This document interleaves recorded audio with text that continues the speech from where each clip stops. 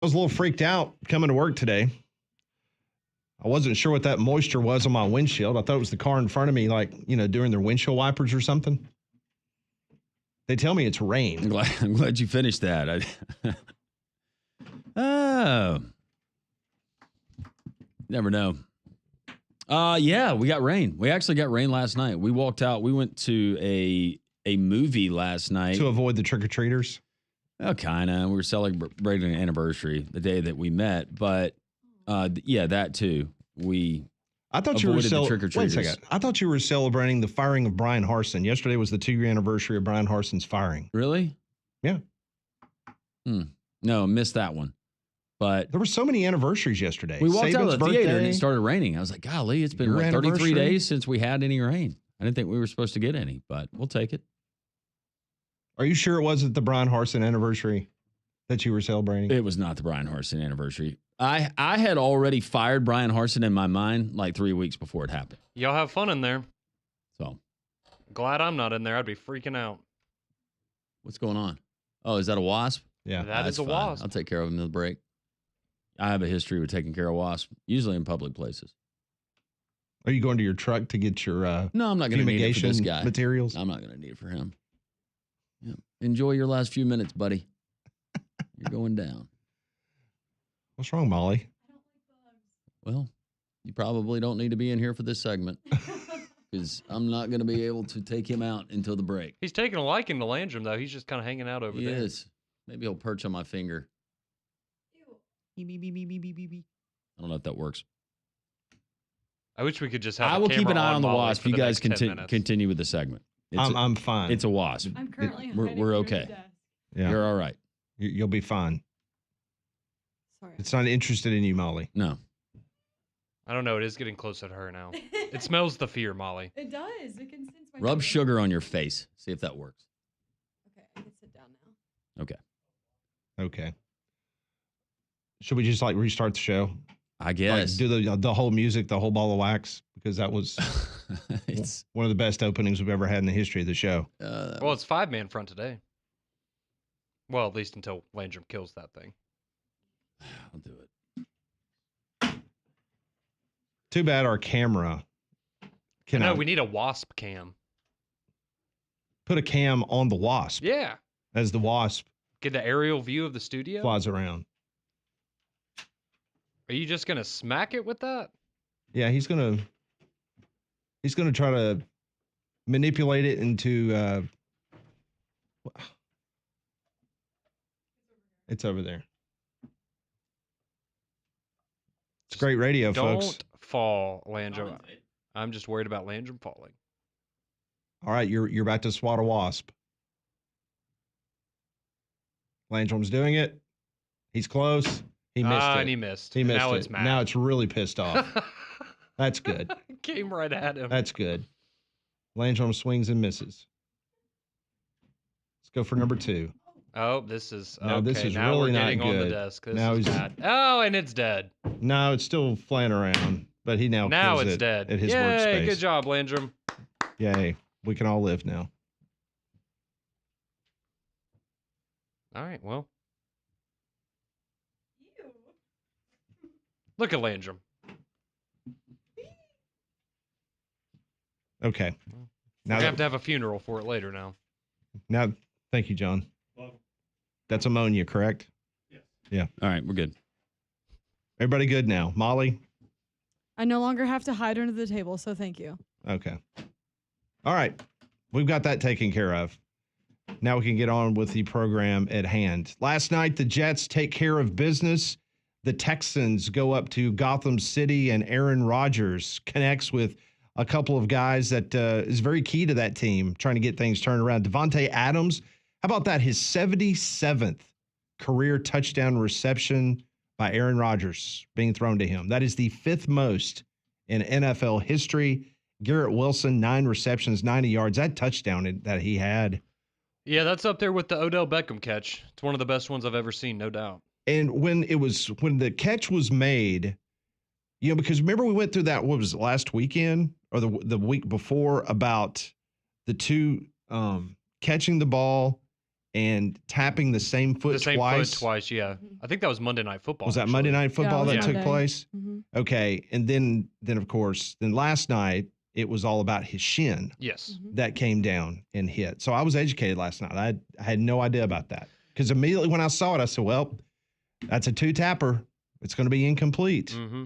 Because I had the volume down, so I didn't hear anything that they were saying. So. Well, and in real time, it looks like his knee hits right out of bounds, and then you go back and see that the shin by a millisecond hits first, and that, yeah, incredible catch. And the other touchdown that Garrett Wilson had was also one-handed. The so one-handed, pretty good day for him. Yeah, so the 2 touchdowns, I mean, that was big. So Rodgers' 24th primetime game with 3 passing touchdowns. That is second most in NFL history. So we were talking about the other day about how Daniel Jones is 1-15 in primetime games. Meanwhile, you've got Aaron Rodgers in 24 games he's played in primetime. He's thrown at least 3 touchdown passes. That's impressive. C.J. Stroud, his poor offensive line gave him no help. He was sacked 8 times. He was 11 of 30 passing for 191 yards. And at one time there in the fourth quarter late, I thought he had messed his shoulder up.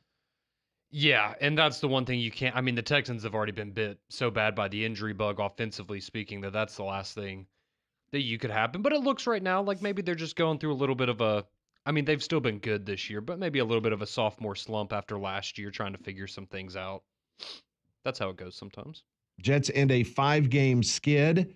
They're now 3-6, so we'll see if they can build any momentum moving forward. Kirk Herbstreit was very positive about them last night in regards to the way their schedule looks over the course of the next few weeks, and then potentially getting back to 500. According to ESPN Analytics, the New York Jets, they have a 17% chance now to make the playoffs. I saw former coach Jimmy Johnson doing a live hit this morning, and they asked him about the catch, and he downplayed it, saying the gloves that they have now, he thinks that he could make some of those catches. They are a little bit more tacky than the Newmans back in the day, but that was a hell of a still, catch. I mean, he stabbed it. Like, that's tough to do. Now, that was really good. So we'll see if the Jets can get it going. I saw an interview with Aaron Rodgers after the game. He was pretty happy. Yeah, winning solves a lot of Yeah, things. it's been a while since you've seen a happy Aaron Rodgers. I was supposed to say the interim coach gets his first win. So that's going to make him feel good. I didn't start him in my fantasy lineup. I've still got Bo Nix rolling from last week. So am I okay? Yeah. I meant to ask you that yesterday before the game. I mean, he had a good game, but okay. Yeah. Bo Nix is still part of the It's so funny. It's just typical New York fans, how fickle they are. I mean, they're booing the team. They are chanting, sell the team to the Johnson box. You know, they want Johnsons to the Johnson family that's owned them for a long time. That's the Johnson & Johnson pharmaceutical family, if you're curious, telling them to sell the team. And then as soon as the game is over with, they're cheering and happy and it's booking Super Bowl tickets. And I don't know this. Is there a correlation? If you're a Yankees fan in New York, are you a Jets fan? And if you're a Mets fan, are you a Giants fan? I feel like a lot of Yankees fans are Giants fans. Correct. And the reason why is because the Jets used to share Shea Stadium where the Mets played. Okay. And so there were more Jets fans gravitated to the Mets as opposed to the Giants that in the old days played at Yankee Stadium. And I mean, this is just when you ask me who's the baseball team in New York City, I think most people would say the Yankees over Correct. the Mets. I also think when football, people think of the Giants before the Jets. Yes, that is correct. So it just kind of goes big brother, little brother. So yeah, thing. that's the I history. agree on the Yankees. I think of the Jets before I do the Giants now. And I don't know why. Because I grew up in the Parcells era when they were winning Super Bowls. Yeah, and the Giants have won a couple Super Bowls in my lifetime where the Jets have been not very good. Yep. So a little bit of history there with Yankee Stadium hosting the New York Giants for years, and Shea Stadium, former home of the Mets. It's where the Jets played. So I was wondering if we had any boos or people chanting like Aaron Judge or saying anything about Garrett Cole or the Yankees. No, I will say this: it was a very touching moment to see that Freddie Freeman was out trick-or-treating with his kids last night after winning the World Series MVP. He doesn't have to worry about candy rotting those teeth. No.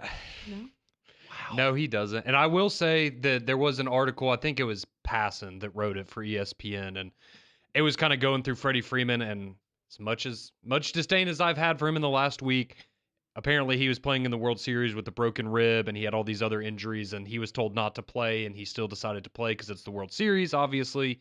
Unlike You're gonna take Garrett Cole, advantage of who it. chickened out and would not pitch the night before. Well, that's yes. So I will say, reading that, I was like, okay, I have a little. That takes guts right there. Yeah, I respect that. I don't like him because he doesn't play for the Braves anymore. Well, And yeah, he plays for the Dodgers, Yeah, and I don't like him because he. the team that I Look, that's hate it. the most. Do you hate the Dodgers most than any? More No, than in the anybody? National League. I was about to say that's not true because you were rooting for the Dodgers. I this week. was because the Yankees. I have great disdain for the See, Yankees. I didn't know that. I thought the most hated team in the National League for you was either the Phillies or Phillies the are Mets. second. Well, the Phillies are kind of Johnny come lately. You know, And it makes sense because the Braves used to be in the National League West, correct. and the Dodgers and the Giants and the Reds and the Braves used to play in the same In the division. early '90s, when they made that first run from worst to first, they were down by 9 at the break, and the likes of Brett Butler and others were on that Dodgers team. And that just shows you the change of how powerful the players union is now. Because can you imagine okaying like the Atlanta Braves playing in a division where you're playing the majority of your games on the West Coast? Oh and yeah, you're it's like flying, ACC football right now. Yeah, that you're flying from one part of the country. There's no way they would stand for it. Oh gosh, no, not a chance. Having them in Cincinnati in the National League West for many, many years. I was sleep deprived for a lot of my childhood. Yeah, I can crazy. imagine. Having to stay Yeah. over Could those you West imagine? Coast games. I mean, seriously. I mean, you were in the Central Time Zone. Could Yeah. you imagine being in Atlanta No. when the first pitch is 11:05 Mm-mm. on TBS? Sitting there in Atlanta, getting ready to watch the Dodgers or the Padres or the Giants. Yeah, thank goodness we only get a handful of those games now. Yeah. There's no way I could do it. Not at my age. I need my sleep. Well, you can head into Twin Peaks in Hoover this weekend to catch all of the great action we have going on. Of course, you have college football action today and tomorrow. You have NFL on Sunday as well as Monday night. And they have a lot of great new food menu additions for you. They have their 2 new wing sauces, their new barbecue brisket flatbread, quesadilla tacos. They also have, of course, their 29-degree man-sized drafts, as well as a number of wonderful cocktails for you to try out when you visit our friends right there at Twin Peaks in Hoover. They also sponsor our daily 3-man front Twitter poll question of the day. And Molly, I believe today's question has to do with some potential upset alerts for this weekend in college football. It sure does. Which SEC team should be on upset watch for tomorrow? Should it be Texas A&M versus South Carolina, Ole Miss versus Arkansas, Auburn versus Vanderbilt, or Georgia against Florida? And right now winning with 41.5% is Texas A&M on upset alert against South Carolina. I think a lot of people nationally are probably looking at that coming off a high emotional charged game against LSU at home. Now you're on the road. You got a South Carolina team that's been rested, they went to Oklahoma, took the Sooners to the woodshed. So played Alabama tough, could have possibly won that game at Bryant-Denny. So I think a lot of people see that as a potential. And then if that happens, then you're really talking about the SEC scrambling the last couple of weeks to try to figure out, okay, who's legitimately going to be in the conversation for the college football playoff? A jam-packed Friday. We will start things off from a guest perspective at 10:30, in which Wimp Sanderson will join us. 11 o'clock, Barrett Sallee. 12 o'clock, Mike Rodak. Bama doesn't have a game, but we'll get his thoughts on this off week. Look ahead towards LSU. Also, Kyle Parmalee. It's the final game of the regular season for most high schools tonight. Some high schools are already done. Playoffs begin next week. We'll get his thoughts on what it looks like from a Metro Birmingham standpoint with all the playoff teams. A very busy Friday. Thanks for tuning us in. This is Jocks 94.5.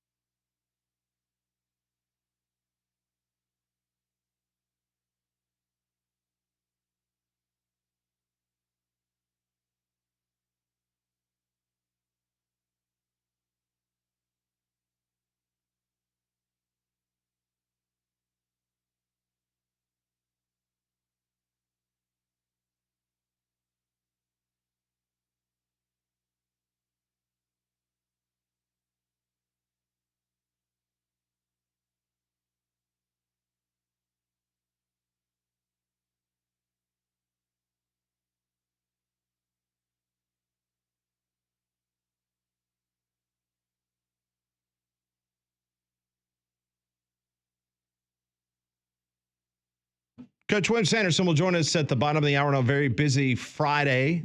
We'll get Coach's thoughts, including a blue plate that will take you into the weekend.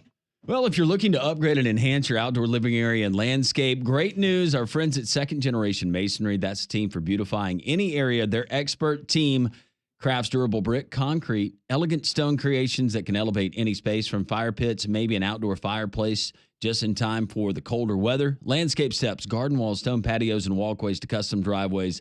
These are your folks. Local company, Alabama-based company, over 2 decades in business, residential and commercial as well. They specialize in both. That's a rarity. Go to secondgenerationmasonry.com. Check out the website. Look at those completed projects and decide for yourself. You're going to love these folks. Secondgenerationmasonry.com. Get your free quote today and make sure you tell them Landrum from Jocks 94.5 sent you. So Conrad was just telling me about an interesting kerfuffle that's going on with Adam Schefter, who is the outstanding NFL inside reporter for ESPN. Apparently, he was watching the game last night on not an authorized stream of the Jets and the Texans, which you have to watch on Prime. Now, what was the website again? It was methhead.com. What was it? No, it was called methstreams.com. Methstreams.com, because he posted a picture of a play in the game, correct? Yeah, so he posted a highlight from where you had early in the game where the guy dropped the ball before he crossed into the end zone. Mm-hmm. And so he posted that clip on Twitter, and you can see in the top left-hand part of the screen where he's watching it, and it has a watermark on the video from the website that he's streaming it off of. And to be fair, I know it sounds like a terrible name for a website. I'm not saying you should do things illegally. It is a very popular website that people use to watch sports. I've never heard of it before. Okay, I haven't either. And I just looked it up, and it says Meth Streams, and then it says Welcome to Crack Streams version 2.0. Enjoy every free stream, live sports, Reddit and HD for UFC, MMA, WWE, MLB, NBA, boxing, NFL, and more. Why are they naming it meth and crack? Like, you've got to have it? I guess. You don't want to pay for Prime? Here's my question. When we were looking for people in Guatemala to watch the some of the games during the ESPN blackout, oh, yeah. why did you and I go to Twitch? Why didn't we go to methstreams.com? Because I don't like getting viruses on my devices. Okay. This is true. Okay. It's just one of those things where it works. I think there's a lot of Have you people ever been to that website? Yes. Okay. And it works. Was it flawless, or did pop-ups and all this other kind of stuff? You have to work around some things, Okay. typically. So it's just one of those things. If you know what you're doing and you've done it before, you're probably okay. But, I mean, we have every channel known to man. Essentially, I know you and I do through DirecTV, so I just don't really need to do that. But that would have been good for the... We need to support our local Guatemalan content creators. Well, we did for a couple weeks. Yeah. I mean, we did, That's Waco. Yeah. It's not Guatemala. It's a little north. Just a little. I haven't checked in with our friend, Conrad. I hope he's doing okay. Check on him. Yeah, I haven't either. I've had no reason to go to Twitch. I was about to say, haven't needed to watch Florida State or go on Twitch lately. Well, maybe I'll give Adam Schefter I'll cut him a little slack. Maybe he was watching the Tulane Charlotte game on the ESPN family of networks. Maybe so. And maybe, he just couldn't pull up Prime in time. So he went to methhead.com or whatever it's called and was able to. It's one of those things that at the end of the day, it doesn't matter. It's just funny because so many people have been pointing it out. And when you calling first him brought out. it up to me during a commercial break, I was like going, yep, he probably had another site that was minimized in his tabs. Nope. That perhaps Yeah. was going to come back to haunt him. No, just the meth streams. I thought he was on LandrumRoberts.com with the pictures of the feet. He was looking for toe rings. Yeah. He was trying to do some early Christmas shopping. Well, your Black Friday deals are about to come out, right, Landrum? Yeah, and we're rolling out in the spring. We're going to do a Fingers website, too. Whoa. Mm-hmm. So not just toes, but fingers. No, because we've received a lot of response from folks that are like, I got banged up feet, but I got really pretty hands. And so we're going to try to include everybody. That's nice of you. Thank you. Consumers. For everybody. That's right. That's right. Who knows? Maybe we'll have ears and noses one day. Well, speaking of last night, the game that maybe Schefter was watching on the ESPN family of networks, Tulane took out Charlotte last night, 34-3. Biff Poggi and his Charlotte Niners, they fall to 2-3 in conference play, 3-6 on the season. But Tulane, I told you all about Mekhi Hughes. This dude's special, man. Rushed for 117 yards, 2 touchdowns. He goes over 1,000 yards rushing for the second time in his career, back-to-back seasons. Charlotte only had 189 total yards of offense last night. So Tulane easily takes out Charlotte. That was a big point spread. I played the under, which was 53-54. I was not going to touch that 14.5, 15-point spread because I could have seen this easily being some type of backdoor cover. I knew that Tulane was going to try to run the ball a lot because they do that very well and kind of eat the clock up. It's going to be tough. Tulane's got Temple next, but then they have to go to Navy, and then they host Memphis. Mm-hmm. That's a tough way to close with those two, Navy and Memphis. Very tough. We have got a trio of college games tonight. Georgia State at UConn. That's a 6 o'clock kickoff. UConn is an 8-point favorite. The Huskies can become bowl eligible with a win tonight for UConn. Coming to Birmingham next week. And get ready because you probably don't know this, but UConn has the 29th best defense in all of college football. Pretty salty. So that's a game. If you're interested, at 6 o'clock tonight. At 6:30, South Florida, who snapped a 3-game losing streak when they beat UAB a couple of weeks ago. They're taking on FAU. The Bulls are a 2.5-point favorite on the road against Tom Herman and the Owls. FAU, they've lost 3 of their last 4, but the best game of the night, just because I love watching him play, is Ashton Genty. Boise State, they're hosting San Diego State. Boise 6-1, 3-0 in conference play. They're a 23.5-point favorite taking on the Aztecs. The Aztecs are one of the biggest hard luck teams in all of college football. They have played 4 straight games decided by 3 or fewer points in 4 straight. That's rough. Wow. But Boise is a huge favorite tonight at home. Genty's already got over 1,300 rushing yards. That's first in the country. 18 touchdowns. That's second in the country. He averages 197 yards per game. So if you've not stayed up late and watched him before, tune in because he single-handedly almost beat Oregon. Yeah, he's been incredible for them. And I'm glad that Boise, because, I mean, last week we got them and UNLV. That was on Friday night. And you've gotten a few times this year where they've, you know, again, they can get caught up in the slate of SEC and Big Ten and Big 12 and all the stuff going on Saturday. So when you get to watch them on Friday night, definitely worth your time. And they're just a fun team to watch. They really are. All right, so next week, we've got 4 games that have already hit the Las Vegas board. I'm going to go around the room and ask you what you think the point spread is. Alabama at LSU. It's already on the board. LSU minus 3. 2.5. For LSU. I was going to say 3.5. 3.5. Alabama is a 1.5-point favorite right now.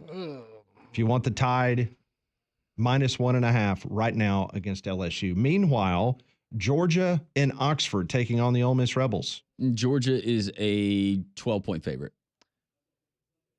10.5. 9.5.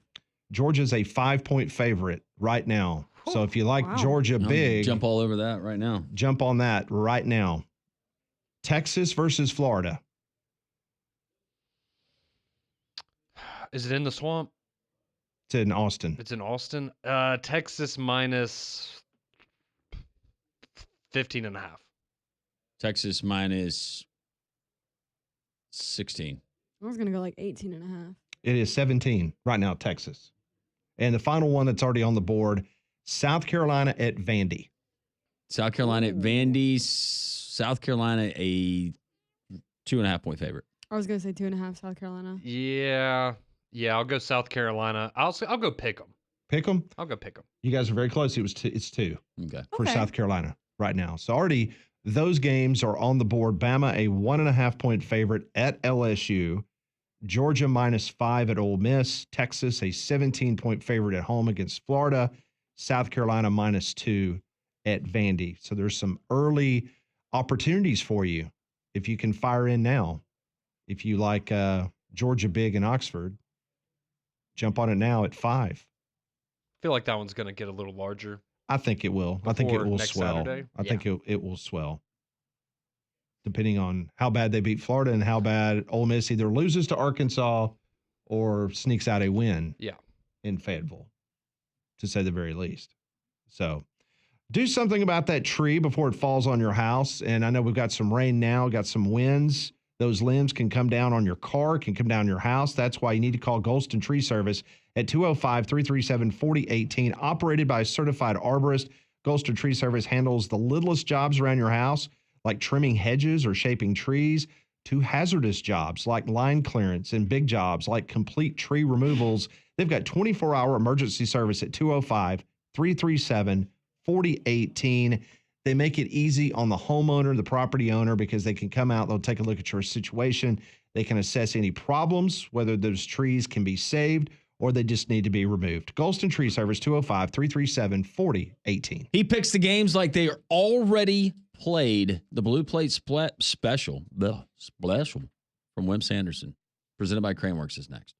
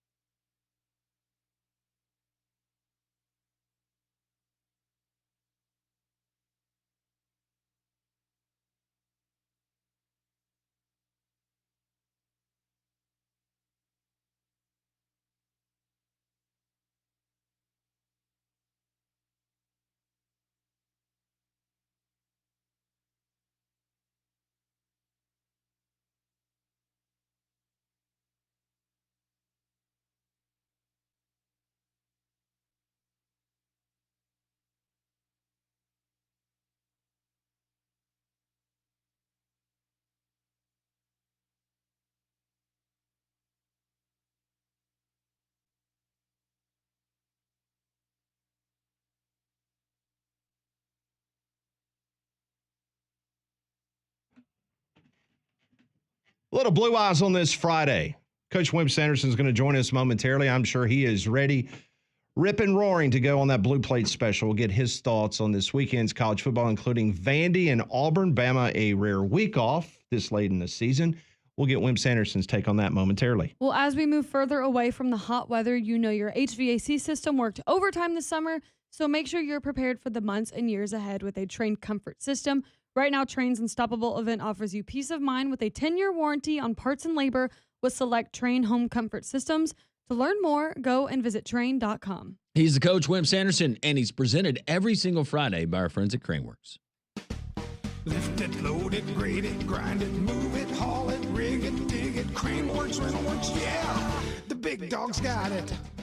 Wimp Sanderson on Three Man Front is brought to you by Craneworks. Lift it, buy it, rent it. The big dog's got it. And now, Wimp Sanderson. I faced it all, and I stood tall, and did it my way. And the coach joins us on the Buyers Right Hotline. Happy Friday, Coach. How are you? Well, I'm doing okay. I'm a little bit disappointed in Pat. I did a double blue plate this week. I did a blue plate for my show last night, and by the way, it was Tulane, and I won. Ooh, there you go. Pat said he was a little bit scared of it. I was scared. Now I took the under, Coach. I took the under. The first quarter, I was a little bit scared of it until the Booker Bear intercepted that pass. That's right, and took it to the house. That's right. And I felt like after that, I thought I was real smart. Now I've got another one for today. I'm not going to give it to you now. Okay. I'll give it to you in just a minute, but I've got another one so that y'all won't feel slighted because I'm going to hit both of them this time. There you go. I love the confidence. I think. So we'll see what happens on the next one I pick. The games are hard to pick. I leaned a little bit. I'm not going to pick it. I leaned a little bit for a while on the second one on the Auburn game because I felt like they could defend this guy better, and he's a little bit injured, and that might be the best blue plate, but I didn't take it. So, I looked at and I'm not going to tell this exactly right, so you can correct me. I looked at the criteria for picking the teams. You've got six ADs. Yes, you do. You've got 4 coaches. You've got 2 former players. And you've got, and a key word here, you got 1 retired media member. And so that retired guy is not going to be able to write what he heard in there. There's a little bit of difference with the seating, a little bit, the seating. They look at the seating more than they do the rankings. If you look at the rankings on CBS and then you look at the seedings on CBS, they're a little bit different, and I'm not quite able to tell you the difference. Tennessee, for example, is in the rankings, but they're not in the seedings. Alabama's in neither. It's a little bit complicated to figure out. The committee is not going to just care about whether you're playing or replaying another team or not the same team or not. So it's a little bit complicated. So the only reason I say this to your listeners is that when they get on there and they get all worked up over this and they grab the rankings and they think they know what they're talking about, they don't. It's the seedings. It's not the rankings. Now the rankings at the top are pretty close. For example, the rankings are Oregon, Georgia, Penn State, and Ohio State. The rankings for the seedings right now: Oregon, Georgia, Miami, and Iowa State. Now I know there's more games to be played. I got all that, but I think it's kind of interesting because so many fans will think, I looked at the rankings and it just doesn't work out that way sometimes.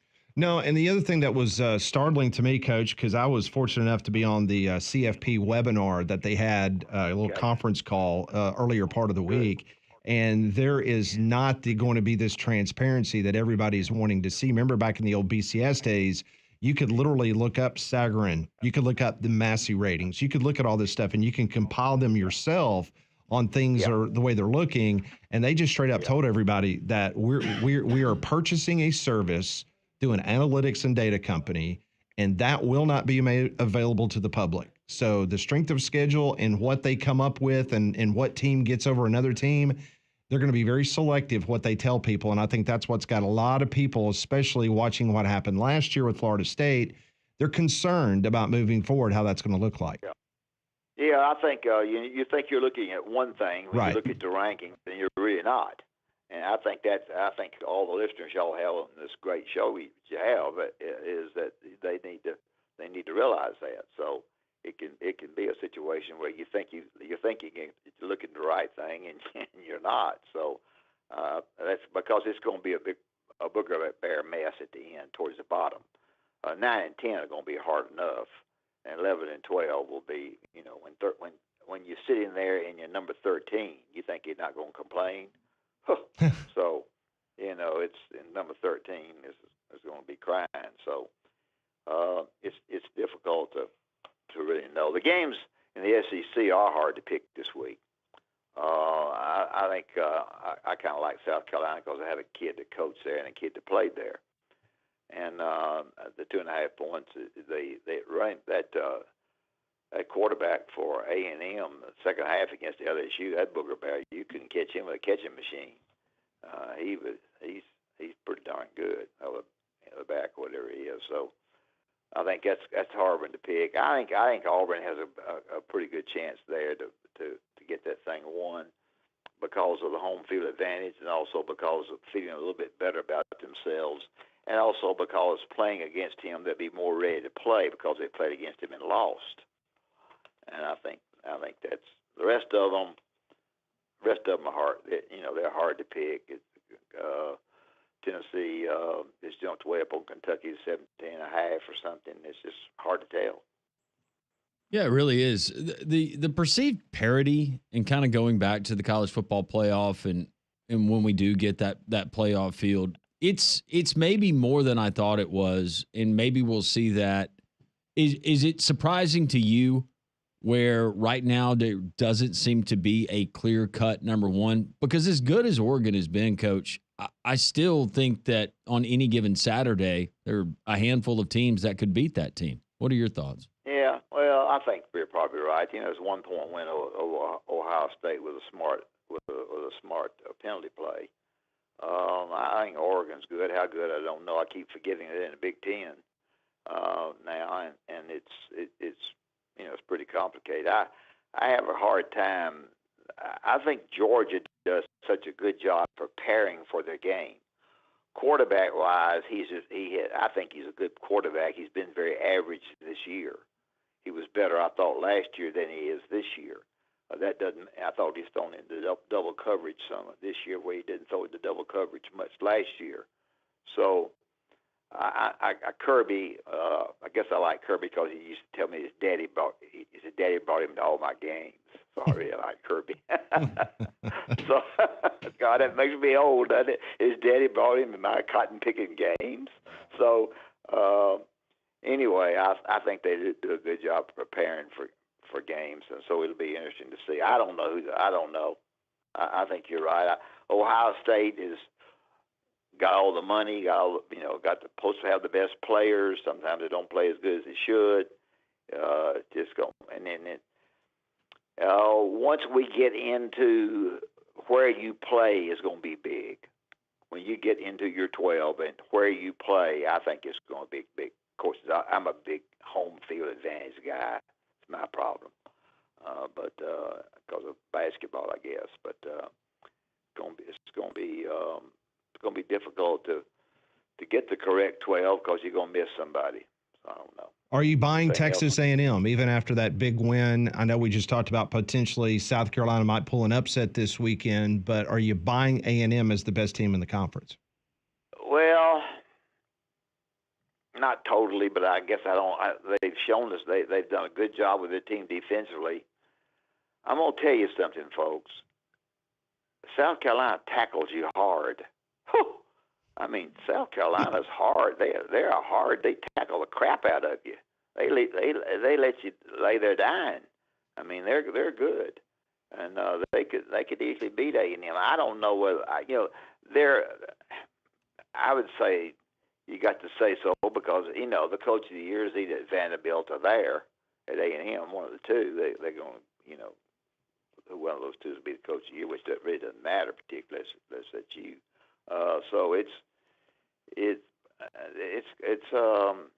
I was afraid of that game. I didn't know how to pick that game. 2.5 is not many, but when I get scared of them, I just run away from them, and that's sort of the way I did in trying to pick here. Whether Tennessee go to 7.5. Kentucky hasn't played very well. Our game is confusing. They're all mad at Lane at Ole Miss because he's not winning the way he's supposed to be winning numbers wise. They get mad at you if you don't beat the numbers. And so I don't know. We get mad at them if they don't meet the numbers, Coach. Oh no, Dick Tracy. Yeah. I know that. Yeah. Both of y'all get mad if they don't beat the numbers. So That's I don't right. know. Okay, I looked at them. I like the coach. They're not playing at home. I like the quarterback. Okay. I like the coach in the way he gets them ready to play. So my blue play is Indiana Knew you were going to Indiana. against Michigan State. Yep. When they asked Nick Saban at one time, I forget who the team was. When they asked Nick Saban, so and so's job is over, and any of the coaches wanted it, he raised his hand and said, "I'll take it." It was a Kent State job. Yeah, Kent State, yeah. So he's the kind of guy that has a lot of belief in himself. He gets them ready to play. The quarterback is coming back from a broken finger, broken thumb, whatever. But he's coming back, and he's darn good. And I just think they prepare well too. Like I'm a little bit like them. I am like Georgia and them both. I think they prepare very well. I don't know whether it's 7.5 or 8. You two guys can tell me that. I couldn't figure whether it's 7. One time I thought it was 7.5. One time I thought it was 8. So I am scrolling Michigan for it right State. now. Right now, it's currently 7.5. Indiana. Okay, 7.5, and I like that one as well as I won last night. And I was kidding Pat, but I didn't like my bet the first quarter of that game last night. I thought to myself, what a crap, but Tulane's not any good. Hey, Coach, did you know that top running back for Tulane, he played at Huffman High School here in Birmingham?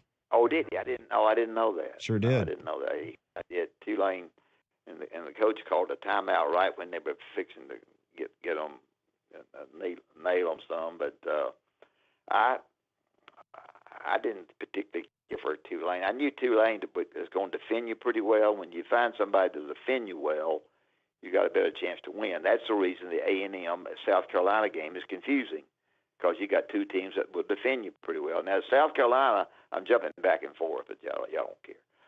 South Carolina is a team that sometimes they always have something happen to them. That they fall on their face, but they've got a darn good crowd there, and a lot of followers, and a lot of people who feel like that he's not going to be coach of the year, but he certainly saved his job. The other coaches, Arkansas is worried about their situation. I guess what they're going to do there. Although, it's hard to hire people. When you fire, you've got to hire. And there's not that many people out there that have a record that know good and well that they're the people to hire. So we're interested to see be a lot of interest in the Auburn game. I know both of you are interested in that game, and I am too. And Tuberville or Gene Chiswick never won I think I'm right. Never won another game after Vanderbilt beat them. I know y'all gonna check me on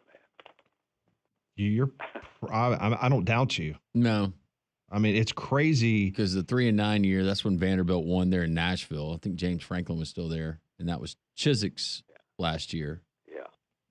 I mean, Auburn is 22, 21, and 1 all time against Vanderbilt until they won last year. Right. The two teams were tied. Never lost to him in Jordan-Hare Stadium. Hey, I didn't have those figures. Yeah. Wow. I was talking to Conrad Well, about I it, Coach. It's just surprising that Vegas has Auburn as a 7.5 point favorite over a team that beat Alabama. Yeah, a little bit maybe. Mentally Auburn's going to play better because they want to show Alabama that they're better, and that because they have played against the option before, and the guys beaten them and killed the head coach, New Mexico State, and the offensive coordinator, and the quarterback is coming over to play, and you got to give the Vanderbilt coach, his ego didn't get in the way. He wanted to win. He thought that was the best thing to do, and he wasn't sure what to do offensively with his team. And he brought them in there and did that. Sometimes you don't want to. You want everybody to think that you did it, not. But he was willing to do that and has done well with it. The schedule's been down somewhat. They did lose against, I think, Georgia State, but he's done a nice job with that team, no doubt about it. He has. Here's one other stat for you, Coach. I know you'd love this. Of the original SEC schools, only Mississippi State has played Vandy the fewest times outside of Auburn. Of the original SEC schools, Mississippi State has played Vandy the fewest, and Auburn comes in next. In the last 91 years, they've only played 25 times. Vandy and Auburn. That's quite unusual, and it'll. I think Auburn does a really good job with their home field advantage. I really do. I think that when you go in there, they're hard to play. Basketball is very, very hard, but football is hard as well. And so I think they'll be ready to play. And I do think that last week's win against Kentucky made them feel better about themselves. Sure. Of course, I'm a mental guy that always in the mental part of it, because I think mental is the physical. It makes you play. If you want to do something and you really want to do it badly, and you're not just up for the game. One of my problems when I played Auburn, I got my guys up for the game, but sometimes I might have died before the game was over. So I want to stay up for the game. 3-1, right, Coach? Mental to physical. Yeah, 3-1. I had to say it again, so I didn't say it. I went to another direction. So That's all right. God darn it says that every time. So I changed. Yeah. Okay, Crane Works, trusted name in crane equipment rental, is absolutely terrific. Been doing it for 30 years. They got trained operators to make sure the job is done the right way. You can get on craneworks.com and read all about them. They're in Birmingham, they're in Nashville, they're in Mobile, they're in Huntsville. They're everywhere, and they will do a terrific job for you, and you'll be well pleased. Also, you've got Rental Works where if you want to rent something, they'll have somebody come in and show you how to handle that as you spend a little bit less money to rent it. I did that ad on that one time, and also they have Waste Works where if you want to get that dumpster filled up with junk, they'll get rid of it for you. So I appreciate Craneworks having me on. Appreciate you guys having me on. I am hoping that when I get on the show next week, we'll have had a double blue plate winner. Love it. Thank you, Coach. Thanks, Coach. Have a great Later. weekend. Thank you. That is Coach Wimp Sanderson joining us on the Buyers Right Hotline. For all your insurance, financial, and HR needs, it's Buyers Right Insurance, a Higginbotham partner. We continue here on this Football Friday, 3-man front in Jocks 94.5.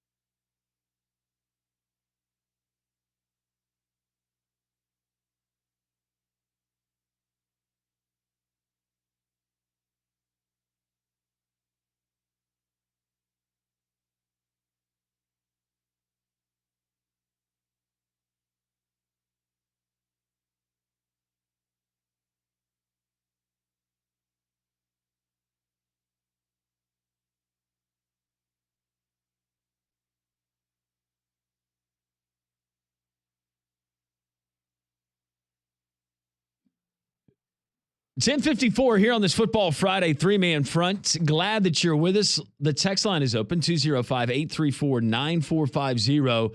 Our friend BB sending us a picture of her working out this morning, doing a little military press. Said that she's listening to us on the Jocks 94.5 app. We appreciate that. And some other texts, we'll get to those as well. 205-834-9450. If you're going to watch college football tonight, if you're going to watch college football tomorrow, the doors open at 11 a.m. at Ramblers Sports Bar and Grill there at the Finnick. And then all day on Sunday, if you're a big NFL fan and you want to enhance your viewing experience, they have Red Zone Sunday Ticket. They go all the way through Sunday Night Football. Outstanding menu and just a great setting. So Alabama fans, Auburn fans, UAB fans, if you're not going to make your way to Protective Stadium, or just college football fans and NFL fans in general, get to Rambler Sports Bar and Grill. It's right next to Railroad Park. It's at the Finnick, 1630 2nd Avenue South, and make sure you tell them Landrum from Jocks 94.5 sent you. So the very latest availability report that came out last night has 2 Auburn players listed as questionable, Keontae Scott, the DB, and also Alex McPherson, the kicker, is listed as questionable. So McPherson had his first, and just what he has endured. Yeah, man. Over this season. How much weight he looked like he had lost. I mean, he wasn't a big guy, but. See, I didn't realize because I think they said at one point on a broadcast he had gotten under 100 pounds. Yeah. That's. He'd gotten down to 90 pounds. Very sad. Gastrointestinal issue that he's been dealing with. Don't wish that on anybody. But now you look at Keontae Scott, and we're not talking about the corner, but with Antonio Kite getting kicked off the team, they need Keontae Scott. Not only that, but also on special teams as well. You might have to start cross-training some dudes. Know what else you're going to do. Meanwhile, looking at Vandy's availability report, they had 3 players that were questionable and 3 players that are now probable. So still no Pavia. Pavia was not listed from day one on Wednesday. So unless he twists his ankle getting off the bus or something, then no, man, he's going to be ready to play. Yeah, no doubt. I did see the line is up to 7.5. Yeah, for Auburn. Very enticing for some people, I would imagine. Weinstein, when he joined the show, who covers Vandy for 247, he said, without hesitation, Diego Pavia, yeah, he'll play. He might be a little sore, a little banged up. Yeah, I saw an interview that he did with Nathan King, and he predicted Vandy to win 27-20.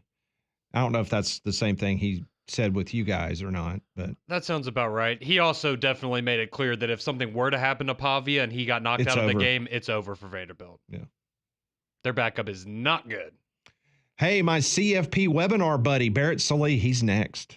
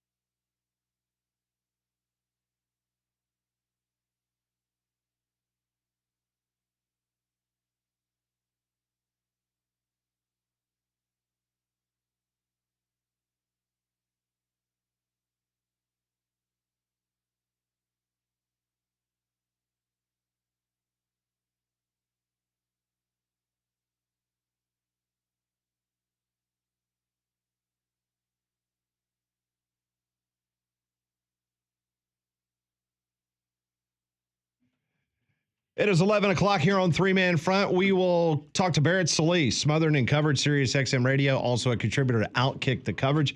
He was on the CFP webinar with me earlier this week on Wednesday. He asked a very important question to the CFP. Got an interesting response. So we'll talk to Barrett about that and some other musings going on in the college football world. Well, from daily exercisers and youth athletes to elite professionals, UAB Sports and Exercise Medicine treats everyone with the same level of exceptional care with board-certified professionals, state-of-the-art imaging, and injury prevention programs. Their comprehensive team is here to keep you in the game. Visit uabmedicine.org/sports or call 205-930-8339 to make an appointment. They also bring us our Road to Recovery segment every single Friday. You'll get it today at 12:45. Dr. Stephen Brown joining us. UAB Sports and Exercise Medicine, knowledge moving medicine forward. And speaking of UAB, a reminder, UAB football back on the gridiron tomorrow. You can hear the game right here on Jocks 94.5 as they will be taking on the Tulsa Golden Hurricane. It is homecoming and also a very special game. It is the Children's Harbor game in which the players will be wearing special uniforms with patients' names on the back of these uniforms. So that is a very, very special. I was watching the Bill Clark show last night on YouTube that we did with Coach Clark. We taped that on Wednesday afternoon, and very poignant interview he had with the CEO of Children's Harbor. And No doubt. How much it means to not only the kids, but to the players of UAB football. So that will be a very and to the special families, game. too. Oh, no doubt. They go through so much. But it being homecoming tomorrow, should I wear a boutonniere? You should. Okay. I'm just always up in the air. Like, I don't want to feel out of place if I've got a boutonniere on, but I'll wear the boutonniere. Please do.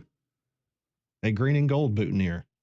Green and gold boutonniere. That would be fantastic. We need to call our local florist here. I don't know if I can just. Dylan will be in attendance tomorrow, so if you see him acting up in the stands, just you've got my permission to go up there and slap him around. Dylan, it's gonna hurt me a lot more than it's gonna hurt you, but your daddy told me. That's right. Your daddy told me to Your watch daddy out for told you. me you got to represent the Smith clan. That's right.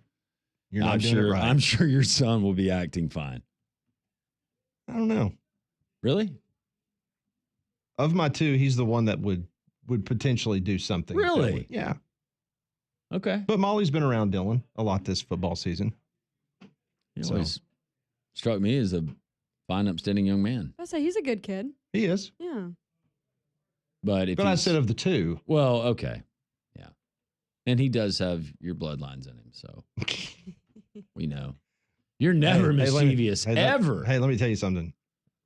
His tenure at UAB is nothing like mine. That's a good thing. Yes, it is. Mm-hmm.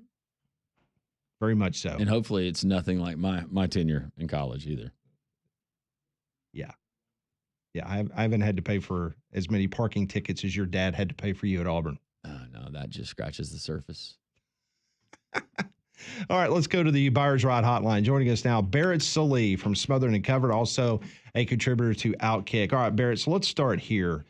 You and I sat through an hour plus of a CFP webinar, and I tried to do my best because I came on the air immediately after the webinar, and I was trying to tell everyone on the show and our listeners what I just endured.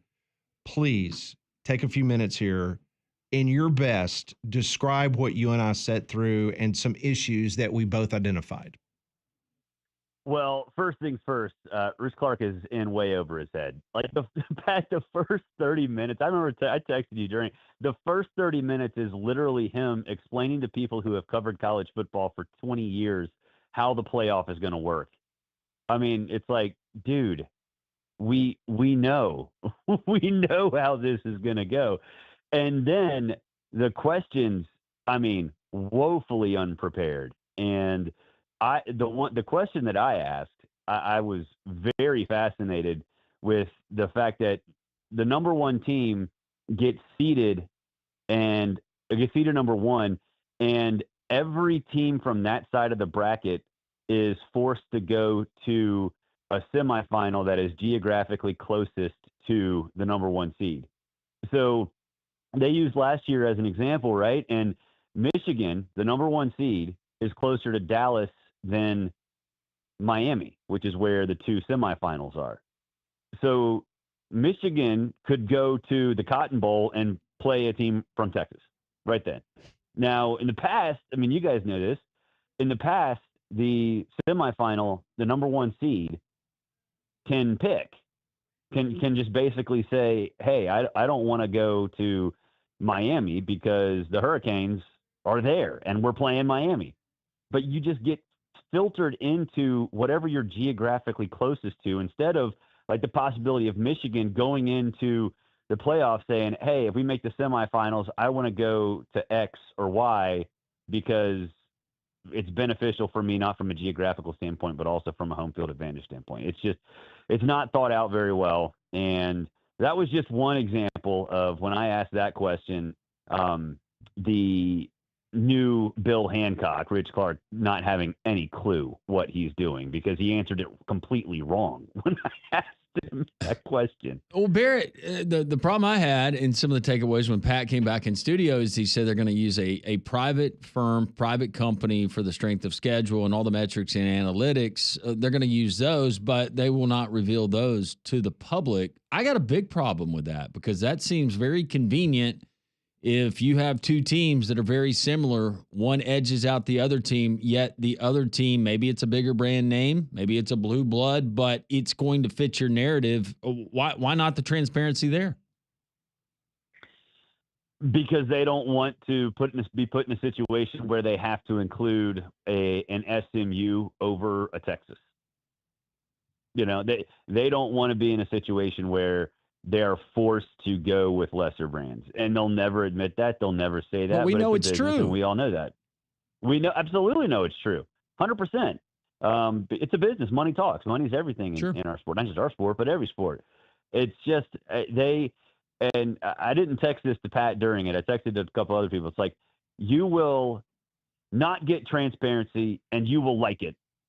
That's it. Yeah. Like, that was basically the answer. And it's just like, guys, this does not need to be that hard. It really doesn't. And the whole thing about putting your hat on the hat tree on your way, and it's like, y'all are making this way more complicated. We could use the BCS formula and do this, or we could have 12 full-time employees of the college football playoff, whatever it is, make them loyal to their paycheck, whatever. But, I mean, they keep hiding, and they did this in the former system too. They keep hiding the discussions, and it just makes you're putting it out there for folks to get angry about. You know, it's one thing to be on the bubble and get left out. If you don't know why you got left out, like, that's even more frustrating. And it's just, everything in our sport is just so dysfunctional, and it could be so easy. I mean, it's frustrating, man. My favorite part was, and I cannot remember if this was a subset of your question or maybe it was after your question, when General was asked about the potential of maybe the number one seed having the opportunity to choosing the location that they would play. And then he said, yeah, we can look at that. And then all of a sudden the media guy jumped in and said, actually, no, that's not part of the criteria. So again, General did not have an idea. And I'm sitting there going, oh my goodness, you are the CFP executive director, and you're telling everyone that the number one seed can basically choose where they want to go play. And that, according to the head media guy, that is not correct. I'm sorry, General, let me step in here and fix that. That was just a very, very bad and auspicious beginning for General. Yeah, that was my question. And Stuart Mandel followed up with basically saying, well, that was the case before. Why can't you do it now? And the answer was basically in the Cliff Notes version, well, we didn't want to.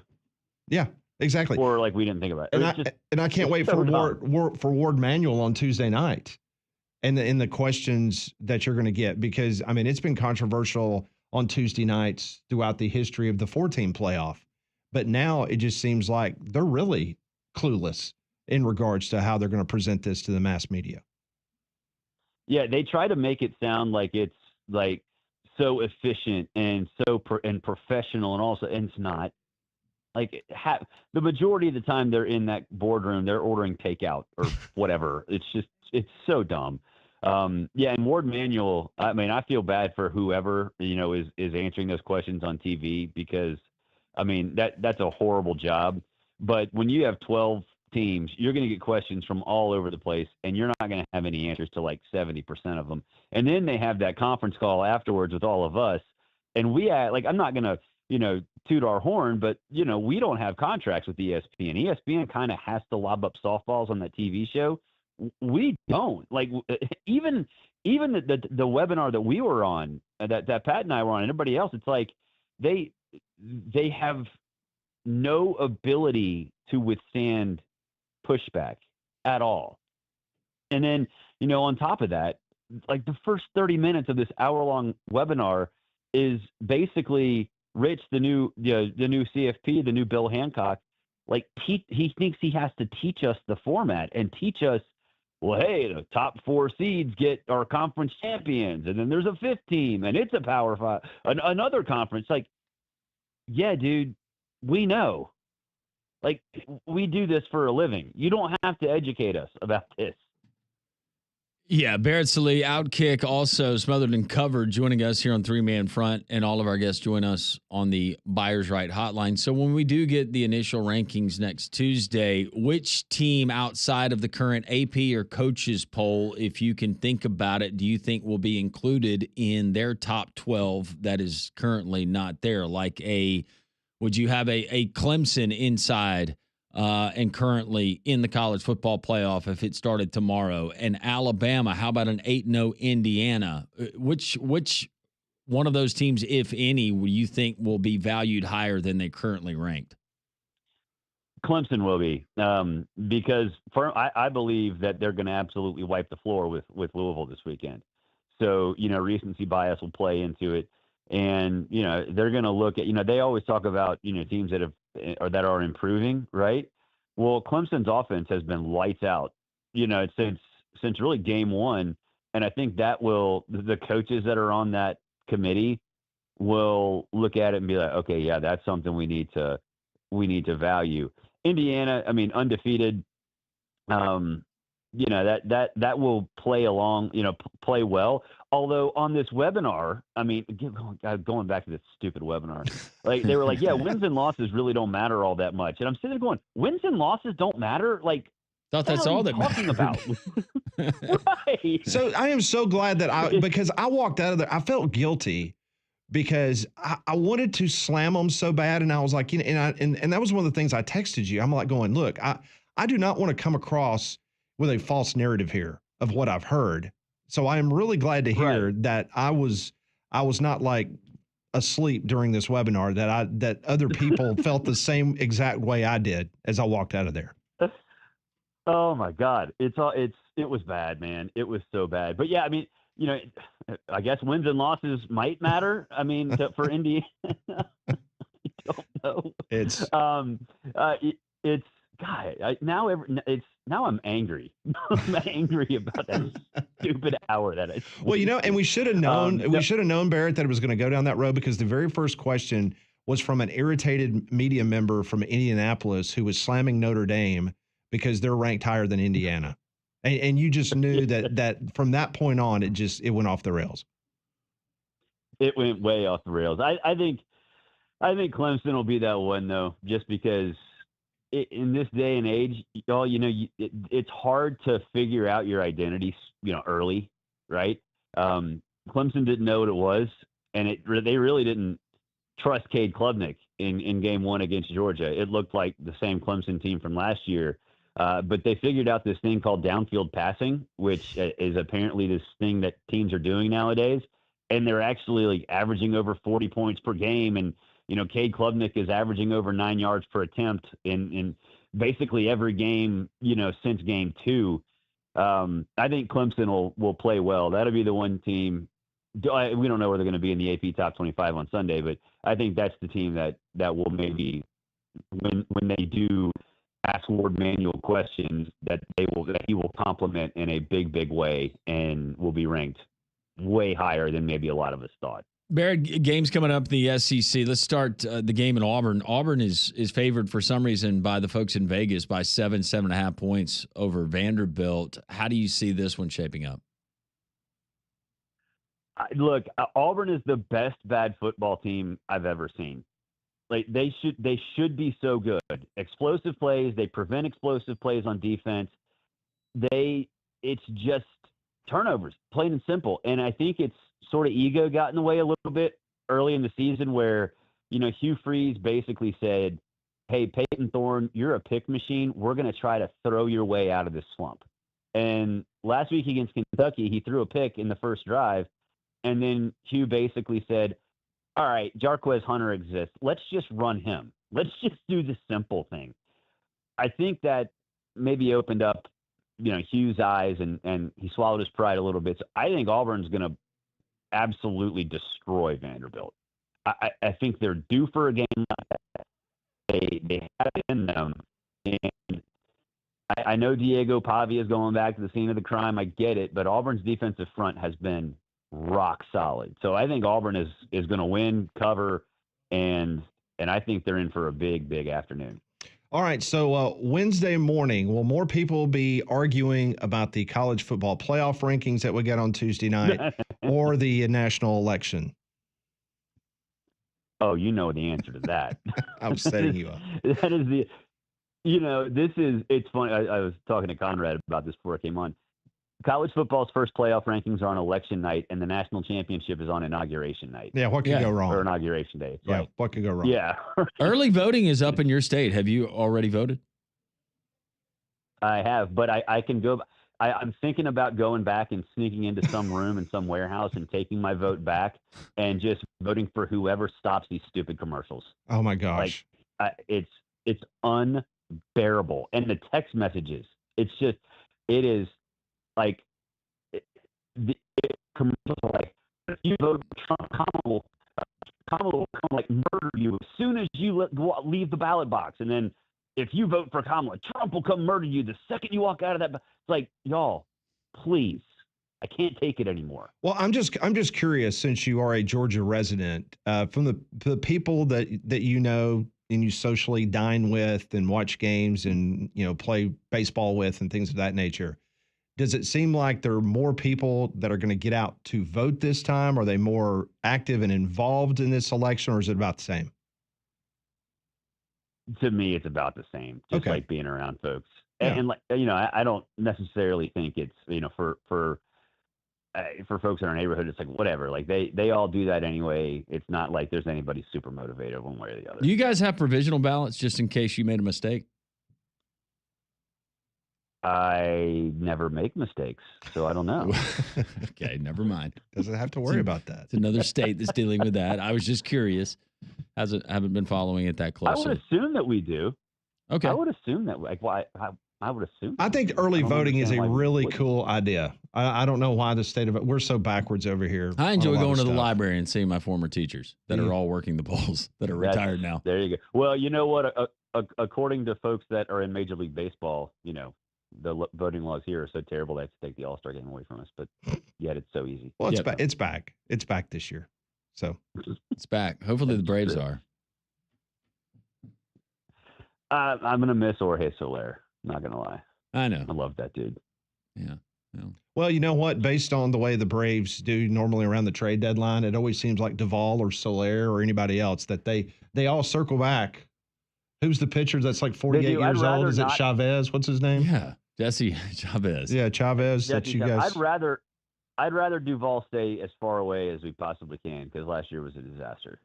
I don't want anything to do with him. He's a anymore. good clubhouse guy. He is a good clubhouse guy and faster than people give him credit for. And appears to be a really good father as well. Yes, that is true. That is true. Okay. Well, Barrett, we appreciate your time. Thank you. My pleasure, Pat. Looking forward to another webinar with you. Hey, listen. Hey, we'll get a good old text string going with all of us that's sitting there being miserable the next time. So, thanks, Barrett. God, it was so bad. Thanks, guys. See you. Oh man. Barrett Sallee joining us as all of our guests doing the Buyer's Right hotline for all your insurance, financial, and HR needs. It's Buyer's Right Insurance, a Higginbotham partner. When it comes to plumbing, always have a pro on standby. That's Iron Mountain Drains and Plumbing. Anything that pops up around your house, whether it's faucet repairs, water heater maintenance, commercial plumbing, how about sewer line repairs, and so much more. One call will do it all for you. That's Iron Mountain Drains and Plumbing, 205-516-4927.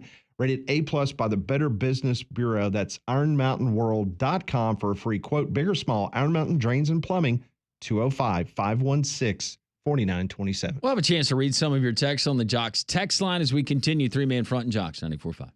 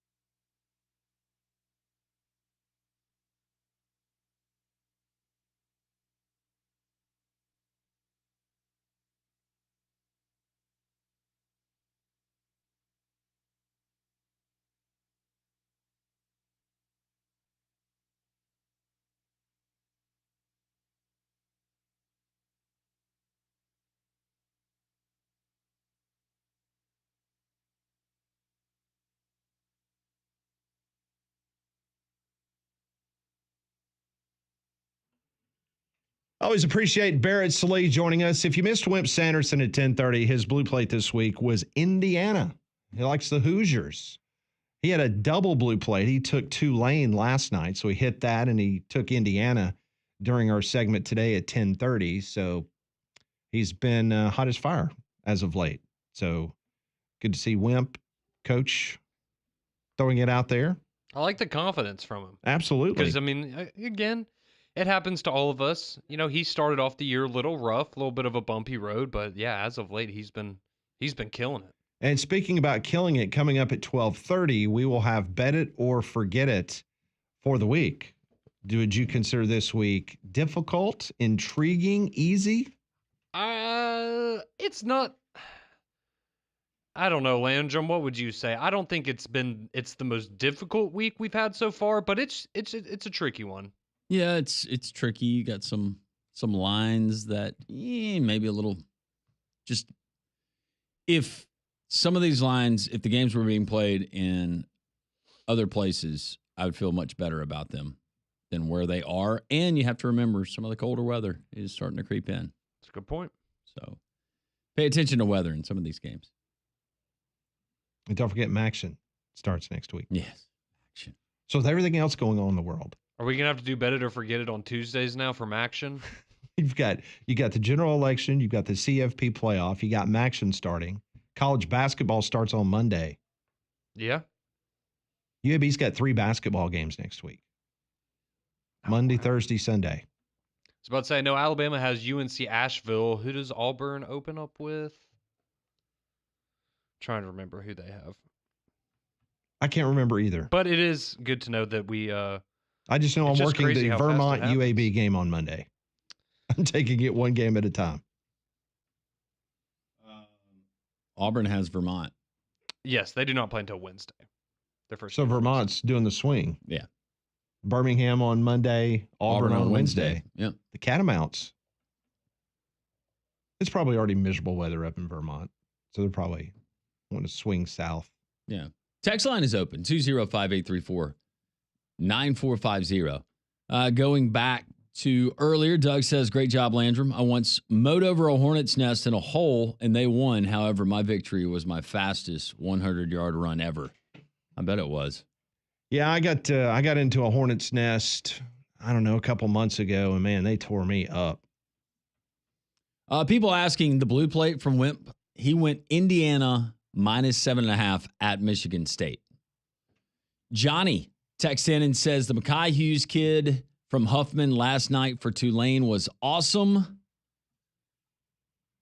and the best. Brandon from Clay County says locked in on South Florida tonight, -2.5. Tomorrow he's locked in on Louisville plus the 10.5, USC -2, Indiana -7.5, Northwestern +1, 3-leg parlay that pays 18-1 odds. Vandy, South Carolina, and Penn State all on the money line. Wow. Okay, so he's saying those 3, and that pays 18-1? Is that what he's saying? That's what he said. Okay. Good luck. Walker says Alabama is one of 3 states that don't offer some type of early voting. So, what were you voting for? What was I wanting? No, didn't you vote early? Absentee. Absentee. Mm-hmm. Okay. I've already exercised my democratic right, and I have already voted in this election. Cowboy says we do have early voting. I voted yesterday. No, you can't absentee. Yeah. I will be voting on Tuesday. Yep. We moved our bowling to Monday night. We're going to pre-bowl. I mean, is there any doubt in the world? Seriously. We're not going to go to bed knowing who is going to be the next president. That's just not going to happen. It's been a long time because of legal challenges, because of uncertainty. I mean, depending on what poll you look at, I mean, it is all over the place. I mean, there's a chance when me and Damian roll in here Wednesday morning at 5 a.m. that's not totally official yet. I concur. Decision 24. 205-834-9450. Get the text rolling in. Always entertaining. We're 1 hour away from Bet It or Forget It on this program. Everyone had a really good week last week on Bet It or Forget It, except Conrad. Yeah. Molly and Landrum went 4-1. Thank you. Good job, man. Keep it up. I'm going to forget all 5 games today. Just try to hold on to a percentage. You do that. That's right. You and Molly have fun. You forget them all. More three-man fun on this Football Friday. This is Jocks 94.5.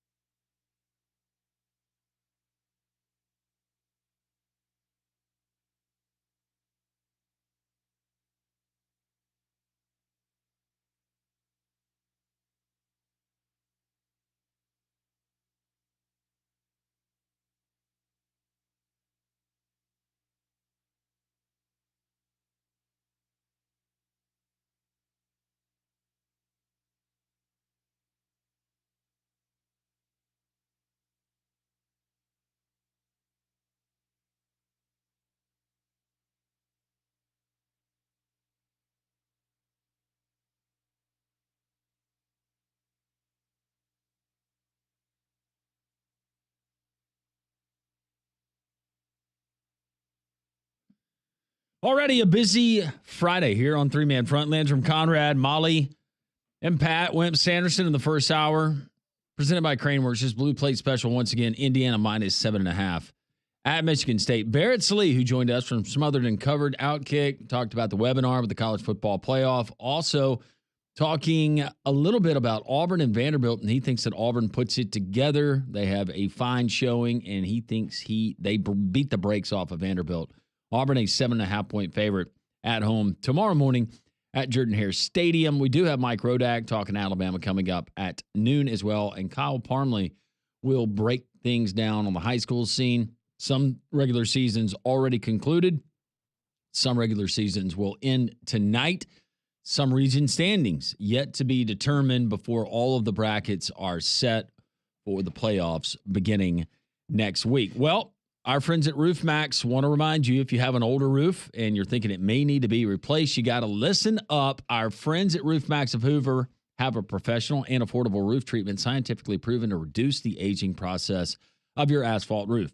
This is how it works. Roof Max resaturates your old, dirty, dry shingles with a natural, bio-friendly treatment. It can give you 5 more years of protection, guaranteed. If you flip houses, you're a real estate agent. This could be a point of contention when it comes to the sale. You can extend the life with that treatment 5 years without coming out of pocket, $15,000 to $20,000. That's the average cost of replacing a roof in the United States of America. Get a free roof assessment from Roof Max of Hoover. Call or text them at 205-913-2243. 205-913-2243. Use promo code JOCKS. Get the 10% discount, the free roof assessment. Roof Max of Hoover, 205-913-2243. And make sure you tell them Landrum from Jocks 94.5 sent you. So it's a big game for the Auburn Tigers. Tomorrow as they take on the Vanderbilt Commodores. Early morning kickoff down on the Plains. Vandy 5-3, 2-2 in the SEC. Auburn 3-5, coming off their first win in the SEC. They're 1-4. 2 years ago yesterday, Auburn fired Brian Harsin after he went 9-12 in his first 21 games. 2 years later, Hugh Freeze, after 21 games, has the exact same record as Brian Harsin. He's 9-12. Much better recruiting. That is correct. But the exact same record as Brian Harsin, 9-12 after 21 games. Tigers are 0-3 this season in home games against Power 4 opponents. Auburn's 2004 unbeaten SEC champions team will celebrate their 20th anniversary during the game tomorrow. So that's cool. That was a heck of a team, man. It's a shame that it turned out the way it did, because they were good. They were really good. Very good. I mentioned it earlier with Wimp Sanderson. The Tigers 22-21-1 against Vanderbilt all time. The teams have split the last 4 games. Auburn won the last 2, 31-15, including last year. In the 39 years between the two schools' first ever matchup and the founding of the Southeastern Conference, they faced off 19 times. It was a pretty irregular occurrence that Vandy and Auburn would play. In the 91 years since the league began and they started playing, they've only played 25 times. And of the original SEC schools, only Mississippi State has played Vandy less than Auburn has. But we all know the big game because Diego Pavia last year, he passed for 201 yards and 3 touchdowns as New Mexico State came in there and pulled the big shocker. ESPN's FPI currently gives Auburn a 63% chance of winning, and the point spread has ballooned now to 7.5 for the Auburn Tigers. I found this stat that was pretty interesting. Auburn is winless. They're 0-10 when allowing 22 or more points since the beginning of the 2023 season. That is tied for worst in all of college football. It's a good stat. So keep that in mind. 22 points. When it's over that number, they're 0-10. Tied for worst in college football. How do you see this one turning out? Not against the spread, but just overall. Who wins, who loses? I said that I would fade Auburn for the rest of the season. I'll keep my word. I would not be surprised if Auburn doubled up on the effort that we saw in Lexington and had a strong running game, came out with a good plan, was able to limit the explosives, or at least Diego Pavia. And I would not be at all surprised if Auburn won the game. That being said, I will go ahead and tell you I will take Vandy plus the points. Yeah, this one's just tricky for me because the Auburn that we saw last week, I think, wins this game tomorrow if you get that version of Auburn. But do I want to bank on that version of Auburn showing up again for only the second time this season, or do I want to go with Vanderbilt and how they've looked the majority of the season? Because, in my opinion, Vanderbilt's been significantly better than Auburn for chunks of the season. So that's where I'm stuck with. I mean, I'm rolling with Vandy because I think if Pavia stays healthy, he's good, man. It's hard for me to, with Vanderbilt going on the road, it's hard for me to erase Vanderbilt going to Georgia State and allowing 36 points to that team. I believe that Auburn is a better team than Georgia State. Vandy has just, for some reason, they have had the magic in a stadium that is currently seating 28,000. They played really well there. Not taking anything away from, and I know that they've won a road game, but we see who they won against. I don't know how much you can take away from that, but they still won. So, I will take Vandy plus the points because that's a lot of points. And Diego Pavia being 2-0, but I would not be at all surprised if we saw one of Auburn's better efforts.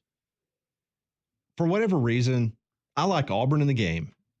I think it's going to be one of those games where certain statistical analytics are going to be potentially out the window. And I'm going to cite a game I watched last week between Navy and Notre Dame. Yeah. Navy, the best team in America at taking care of the football. Then all of a sudden, it was one of those games that everything went to you know what in a heartbeat, quickly. And if the Commodores cannot control the time of possession, that is their key to what they did against Alabama. That was the key, what they were able to do and stay in the game against Texas. They have an average time of possession of 32 minutes and 29 seconds. That is the 12th best in all of college football. So if you can do that, and you can eat up that time, and you can convert on third down, because that was the recipe against Alabama. You convert on third down, and you keep those sticks moving, you keep moving the clock, then that's going to be tough for Auburn. Because as we've seen with Auburn, Auburn is going to have to just churn out their offense, probably giving Jarquez Hunter the ball time and time and time again. So if that happens, then you're talking about a low-scoring game, which you would think that Vanderbilt would still be in the game. But if Auburn jumps out, this Vanderbilt offense is not made to all of a sudden come up with big-time scores quickly. They've got to control the clock. Yeah, and I just look at, for Vanderbilt, I kind of look at it the same way. If Vanderbilt gets out to a lead like Kentucky did last week, I think Vanderbilt's good enough offensively to where they can hold on to that. Whereas we saw with Kentucky, that was all just inept. That was all they had in the tank was those 10 points in the first, 6 minutes, and then that was it. I think Vanderbilt is better at doing that. But I also look at, in the game against Alabama and the game against Texas, where they were able to keep it close. They didn't win, but what happened in both of those games early on? You got to turn over. Yeah, and can you hold Pavia from running the football and the rest of them? And Auburn's done a nice job. If you look at their yards per carry, defensively speaking, Auburn's given up around 3.2 yards per carry defensively. That is 13th best in all of college football. So, I mean, they've done a really good job there. And then offensively speaking, Auburn has thrown for 20 or more yards on 13% of their pass attempts this year. So they have that in their system where when Peyton Thorne's not throwing to the other team, and when he does hit his actual receivers, statistically speaking, they do a very good job throwing the ball down the field. So those are just some things that, for me, I'm putting in the category that Auburn is going to do tomorrow. That's why I like Auburn. Yeah. And I'm with you. And this will not be a Vanderbilt team that comes in, early kick, crowd's asleep, everybody's expecting Auburn to roll. And then by the fourth quarter, oh my gosh, we're in a game. Right. Vandy's got their full attention. This is a game they know they have to win. On the flip side, Vanderbilt, they look at the rest of their schedule, how bad they've been against South Carolina, even though they get them at home. And then you've got a LSU team in Baton Rouge, Tennessee in Nashville. You got to have one more game to get bowl eligible. So is this the game that they think is the most gettable? I would argue I give them a shot against Tennessee at home. I give them a shot versus South Carolina at home. I think LSU, that is going to be a tough chore. And that's going to be already a night game per se. It will be a night game because now with the time change and everything else, it says it's slated as 5 to 7 p.m. So it'll be a night game in Tiger Stadium. I don't like your chances there. What, I mean, another night game for LSU? Another big game? Now you can say Vanderbilt's a big game. I mean, did Lane just come out of a coma? They've been having night games there for a long time. Forever, yeah. Lane. Why don't you win games you're supposed to? Quit bitching about everything else that doesn't concern your football team right now. Cost you against Kentucky, didn't it? It's a good philosophy. Should have listened to Landrum. I could help you, Lane. But you won't help, do you? It's been a very rough last couple weeks and months for Lane. Okay, he stopped some of the Twitter posts though. They haven't been as somber. They're not as cute when your fan base is disappointed with that team and that schedule that you've already lost 2 games. Well, here's the good news: his daughter now doesn't have to worry. She can go to New York for her birthday. She doesn't have to worry about the CFP. Oh yeah, that's. Where's the sharp money going in Vegas? A free pick. It's on the way next with our buddy JR. 3-man front and Jocks 94.5.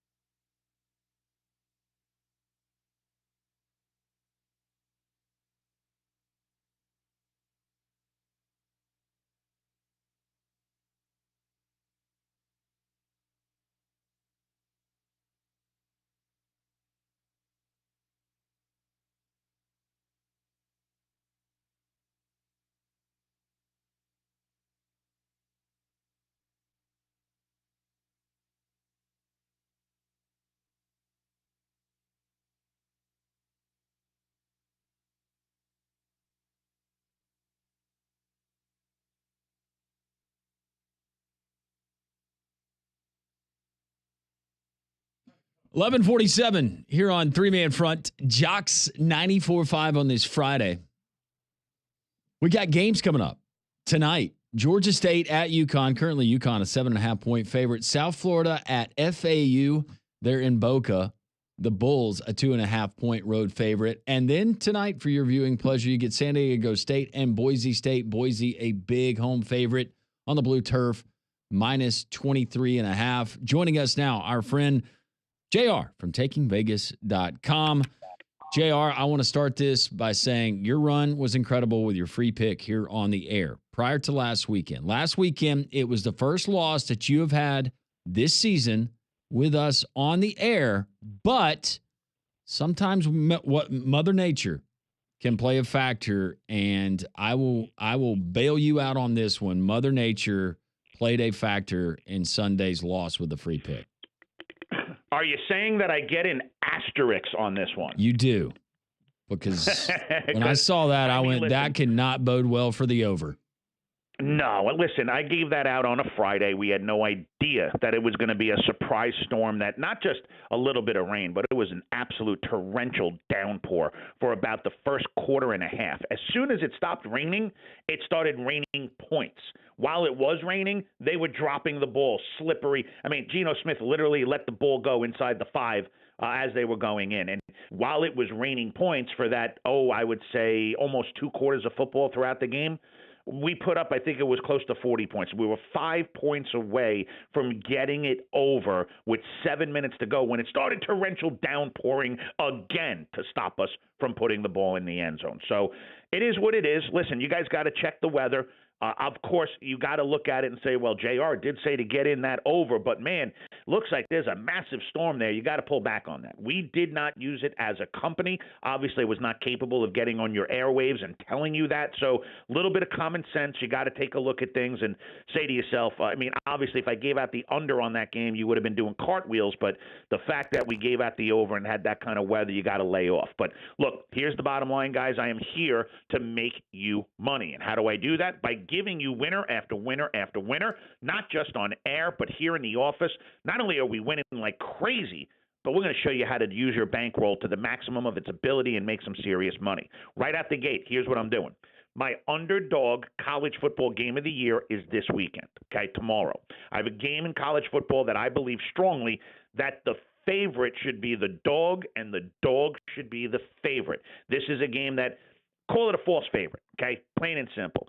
I'm going to tell you that not only do I want you to bet this game straight, but you need to bet the money line. All you got to do, actually text the word win to 545454, and I'm going to give you that underdog absolutely free via text message. All you got to do, text the word win, W-I-N, to 545454 and get my underdog college football game of the year absolutely free via text message. Again, text WIN to 545454. And for the folks who have never listened to you on these airwaves, you always preach money management. And I'd be remiss if I didn't ask you, preach money management to anyone who is taking your advice this weekend.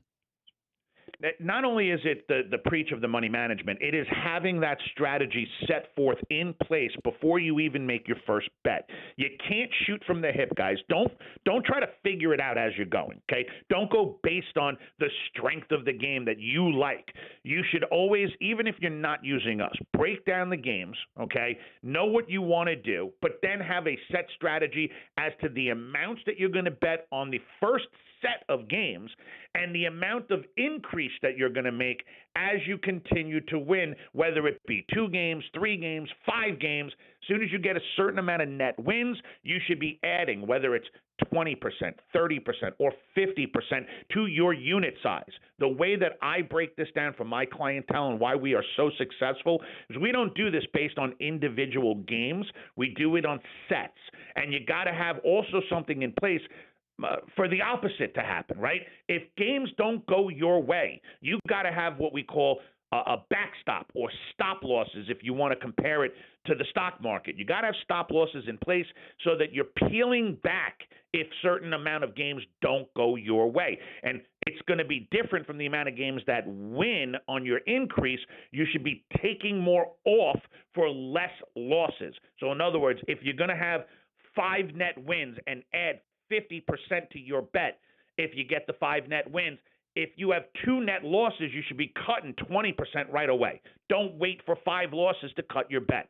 I'll show you how to do things the right way when you get on board with us, and it all starts with the free pick right now, that Underdog College Football Game of the Year, absolutely free via text message.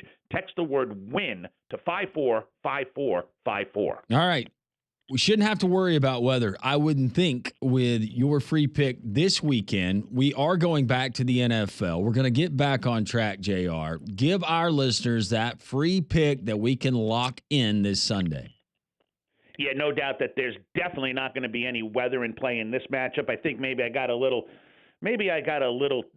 ticked off last week and said, all right, we're going to go with a game this week that I know I love, and weather will have zero impact on the game. You've got Joe Flacco taking the place of Anthony Richardson, who somehow gassed himself out last week, something I've never seen in football history. So Flacco's coming into play this week. Still a team that is really trying to put things together. They're going to have a tough game, not just on the road, but against a team coming off their first loss of the season, playing at home.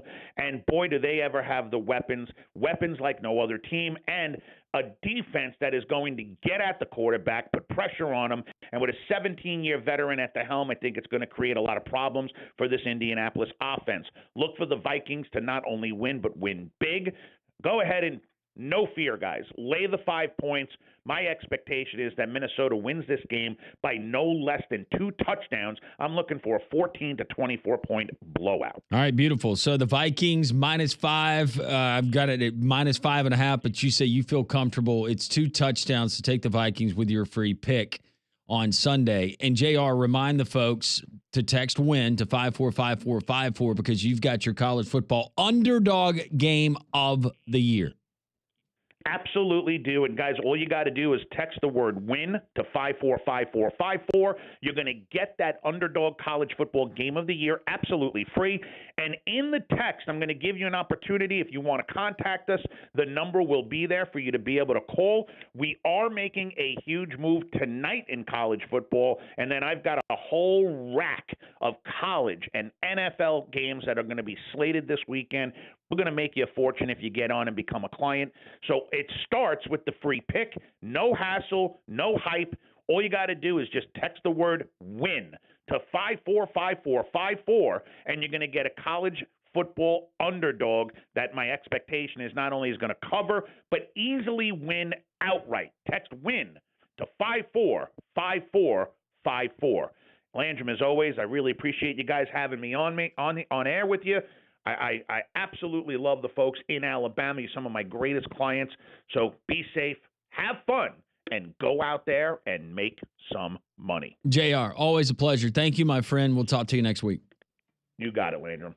JR, takingvegas.com. Once again, text the word WIN to 545454, and you will get that Underdog College Football Game of the Year. Wrong team favored in JR's opinion. Not only will they cover the spread, but the outright win. Golly, there were so many games, Conrad, that I wanted to just throw out there and be like, you got to be talking about this game, right? You got to be talking about this game. But as I started going through the slate, and immediately I think people were thinking Vanderbilt, Auburn. But I don't think that's where he's going. I don't know that. I just know that there is a lot of games that, at least on the surface, it looks like the wrong team is favored. Well, and I was about to say, right here in the SEC, I think you have 3 potential arguments for a lot of people that are very high on the Arkansas, the South Carolinas, and the Vanderbilts of the world this weekend. So, but yeah, I'm with you. I don't know what it is, but that's certainly where my mind went to. Or potentially Penn State playing at home. That is also a possibility. That is a lot of people riding with Penn State this year. Seem to think that this is their time. Maybe he likes San Diego State, plus the 23.5 for the outright shocker. Maybe so. On the Smurf turf. No, he doesn't. Feel safe with that. Appreciate JR. We continue. Mike Rodak talking Bama, college football playoff, and more as we continue It is a football Friday. So glad you're with us. Three-man front on Jocks 94.5, JocksFM.com, the Jocks 94.5 app, and wherever you find people stream.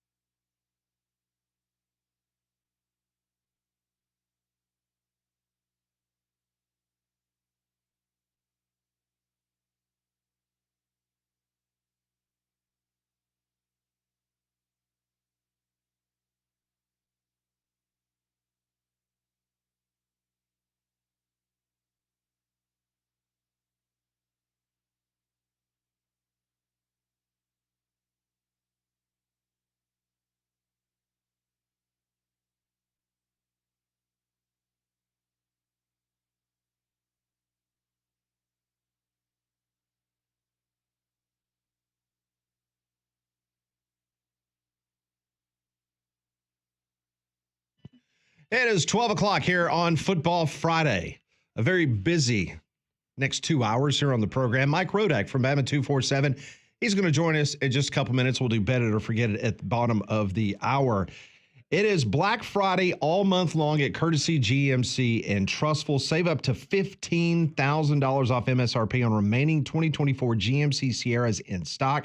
I've been telling you about those the last week or so. These trucks are very desirable, elevation premium with X31 four-wheel drive off-road package, leather, sunroof, heated seats, multi-pro tailgate, spray-in liner from the factory, absolutely loaded. Don't miss these trucks while they last. Courtesy was able to acquire 40 of these trucks last month, and guess what? Only 15 remain. That's right. They have sold. They're heading off the lot as quickly as possible, so you need to take advantage. $15,000 off MSRP on the 2024 GMC Sierra. Don't miss this deal. The 7-year, 100,000-mile powertrain warranty on all new vehicles at Courtesy GMC in Trussville. Easy to find. Don't go anywhere else. Go to Trussville to get you a Courtesy GMC. Brand new vehicles, even the pre-owned inventory is out of this world. Visit them online at courtesybirmingham.com or visit them in Trussville right off of exit 32, I-459. Our friend Mike Rodak, who covers the Alabama Crimson Tide, part of Bama 247, joining us on the Buyers Right hotline. Mike, how are you this Friday? Doing pretty well. How are you guys? We're doing great. So let's recap quickly what we saw in Tuscaloosa against a Missouri team. Brady Cook, he had to leave the game. We know that Noel, he didn't play, but still Hard to walk away from that game not impressed, not only on the offensive side, the defensive side, but I think in all three phases, and Alabama playing a complete game, Mike.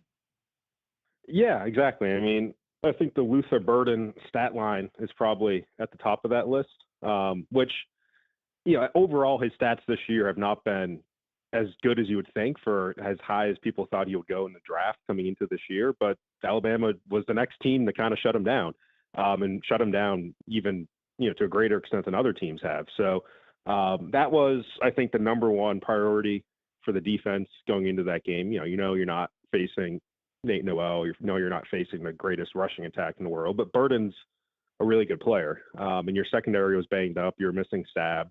You had Cook for however long he played in the first half, and there was some potential there for that to be dangerous, and it just never really materialized. And obviously once, Drew Pine came in, it was rough for that Missouri offense. So, holding Burden to what they did, I think is probably at the top of the list. I think getting those turnovers, it's kind of like the Gston Moore interception from Tennessee. Like, he comes into the game and immediately throws an interception. Drew Pine comes into the game and immediately throws up the ball to Malachi Moore 2 weeks in a row. But you took advantage of those, I think, better than you did the Tennessee game offensively, with some of the scoring that they had. And obviously the running game kind of took over in the second half. But if you looked at the first half stats in a vacuum for the offense, like, that is still a little bit concerning, and kind of the problems that they had really through the first quarter and a half, I'd say. And then they kind of turned on the gas after that. Mike Rodak joins us from Bama 247 here on Three Man Front, joins us every Friday on the Buyers Right Hotline. Okay, so moving forward now, an LSU team that looked like that, they were 30 minutes away from being the team in the SEC, and then the second half happened in College Station. What areas, I know we're a week away, but if you look at that game the other night, what areas do you think Alabama could have success, and what areas still concern you for Alabama defensively against Nussmeier? Yeah, I mean, I think Nussmeier's propensity to throw interceptions is an area that Alabama can take advantage of. This is a defense that is focused on getting turnovers, is focused on getting interceptions. That's, that really priority number one for Kane Womack's defense, the Swarm D, and that's something that he's always prided himself on is getting a lot of interceptions, and they've done that lately. So, and Nussmeier's been a quarterback that has thrown some interceptions, but he's also a quarterback that can throw for 350, 400, 450 yards pretty easily. Like, he's done it a lot this year. So that's the dangerous part, and it's a double-edged sword. So that's, I think, where the game is going to be won or lost for Alabama, is how do they perform against Nussmeier with a defense that, is still banged up in the sense that Sab is out. You're probably getting healthy with the issues that Xavier Brown had and Red Morgan and Devontae Smith. Like, your rest of your secondary, I think you'd feel good about health-wise. Obviously, the Sab for Bray Hubbard switch is still something to watch in terms of what Nussmeier can do, in terms of what Kyron Lacey can do. I would have said Luther Burden is the best receiver they'll face all year. Maybe it's actually Kyron Lacey, because he's been putting up some bigger numbers than Burden. So, if you have a stat line from Nussmeier that's 350 yards, 2 or 3 touchdowns, and no interceptions, then I think you lose the game. If you have a stat line that has 2 or 3 interceptions and, he's not able to do quite as much through the air, I think you win the game.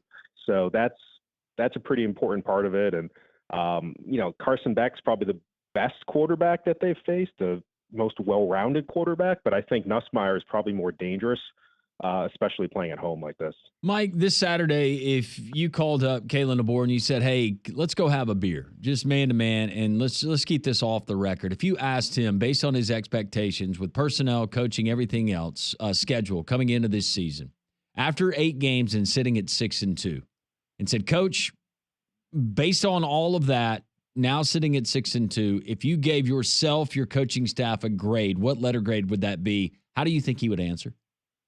I would say in the B range, because I think they are satisfied with kind of how they've managed the whole transition. And that's something that, as they've had kind of their struggles in October, we've heard Kalen DeBoer bring up more often, that we had all this transition going on in the offseason. There's a lot of players who left through the portal, both before Nick Saban retired and after as well. And it's a first-year coaching staff and, 40 new scholarship players between the transfers and freshmen. And, I think they expected it to be a little bit of a transition year. Now, I don't think he would sit there and say, yeah, we expected to lose to Vanderbilt. And I'm sure that one still sticks under his craw. So, I don't think he would sit there and say, hey, everything's fine and we're 6-2. It's exactly where I thought we would be. At the end of the day, it's still the SEC, and, you're spotted a few of those wins. I think they had lost to Western Kentucky or South Florida. That would have been a huge deal. So 4-2 in power conference games with 3 to go. And we'll just have to see, how it happens from there. But I do think the transition year talk is relevant this year. It's applicable this year. I'm interested to see what happens next year, though, because there's still going to be a lot of turnover. There's going to be a lot of seniors that are gone. There's, probably double-digit players that could get drafted. Who knows what will happen in the portal? There could be 30-plus new scholarship players next year. And if you're sitting there with a couple of losses at this time next year, I think selling 2025 as a transition year is going to be tougher than it is for them to sell it right now.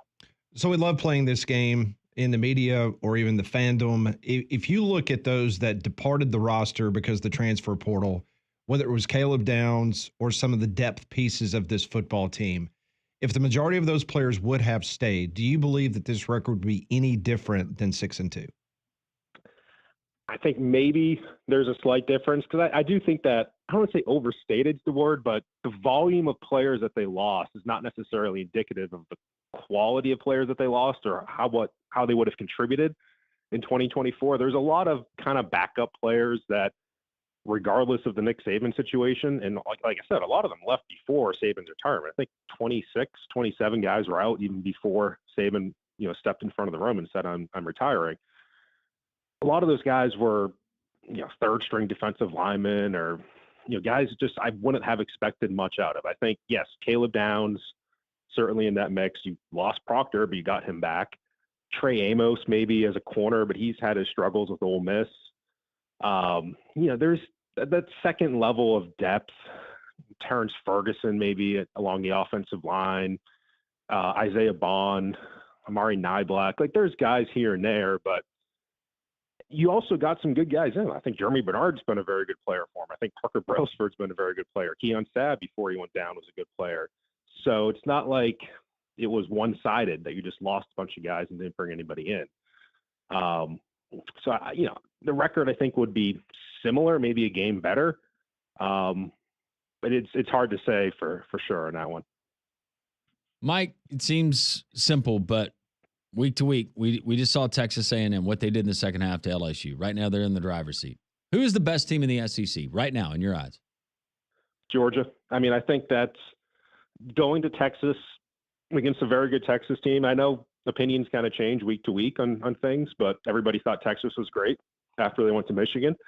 I think Georgia's the most complete team. I think they have one of the better wins in that Texas win. I think if you play that Alabama game in Tuscaloosa 10 times, Georgia probably wins at least a few of those. And I think they're the team that's just best equipped to make a deep run.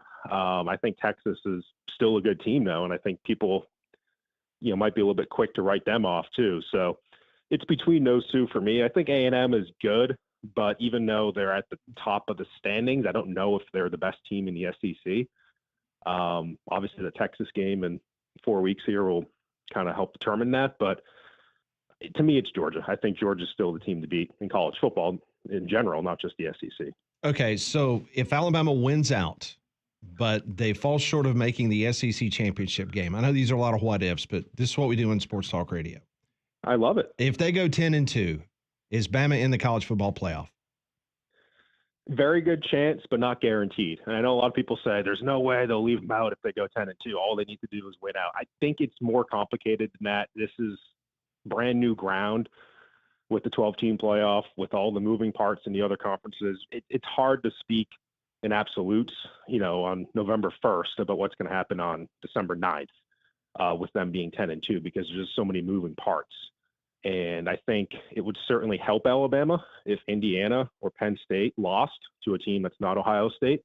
I think it would help Alabama if Notre Dame took a second loss. The ACC is going to be interesting because if you have Miami that goes all the way to the ACC championship and they lose to Clemson, then what do you do there? Because then you'd have 2 one-loss teams that I think would have pretty strong resumes. And then within the SEC, you potentially are, depending on how that Texas A&M game falls, you're looking at comparing Alabama to a 2-loss A&M or a 2-loss Texas. And, they certainly could win those arguments, but again, there's just a lot of moving parts, between your 7 at-large teams. So it's not a guarantee. I think the chances would be very, very good, but it can't really speak in absolutes right now. The games going on in the SEC, and I know Bama 247, you guys have made your staff picks with the games going on. We've got some intriguing matchups. Who is the most intriguing matchup for you this weekend? It's not Florida, Georgia. Most years it would be. You remind me of the other games because honestly, you got Auburn and Vanderbilt floating around here. And I will remind or just let people know that you actually took Auburn. I did. South Carolina and Texas A&M, Arkansas and Ole Miss. We can just start with those. Yeah, I'm going to go with A&M at South Carolina because I think A&M's the team that Alabama could really use them losing at South Carolina. They also play at Auburn coming up, I believe, if I'm correct. And then they have the Texas game. So there's some opportunities there for A&M to lose. And like I said, I'm not sure they're the best team in the SEC, and maybe South Carolina pulls out a win that would kind of change everything. So to me, that's probably the most intriguing game. I think the Ole Miss Arkansas game is probably more intriguing just for Lane Kiffin, because if he loses that game, like what's going on there? Everybody kind of shoos him in for the Florida job, but would Florida want him if he keeps losing at Ole Miss? I don't know. That's an interesting situation there. So yeah, it's probably between those two for me. I think the A&M South Carolina game probably has the biggest implications for Alabama. So what you doing for fun this weekend? Another bye week? Probably raking my yard. Man, these Sounds pine familiar. needles just falling left and right. Other than that, I don't know. It's kind of now is the weekend, Friday and Saturday, because once Sunday comes, you got the polls coming out, and you're kind of turning the page already to LSU. So this is day one of the weekend, and tomorrow's day 2. Well, we said it last week when you were on the program that, it was an elimination game for Alabama against Missouri, and I feel like we're going to be saying that every week as long as they continue to win. It will be an elimination game. So, and if they lose to LSU, I think we all agreed they're probably done for the year. Yes, I think that is safe to say at that point. And I think LSU would probably be the same. Yes, yeah. LSU takes a third loss, they're done too. So absolutely elimination game. And like you said, I mean, they need to win out to even be in the conversation. Alabama does. That is Mike Rodak. You can follow his work there at Bama 247. We'll enjoy the leaf raking this weekend, and we'll talk to you next Friday. It's terrible. Will do. See you guys. Thank you. Thanks, Mike. That is Mike Rodak joining us on the Buyers Right Hotline. For all your insurance, financial, and HR needs, it's Buyers Right Insurance, Higginbotham Partners. Some of the takeaways, what Mike just told us. Continue to preview the slate of big games in the SEC and nationally in the playoff implications, what it could mean. 3-man front and Jocks 94.5.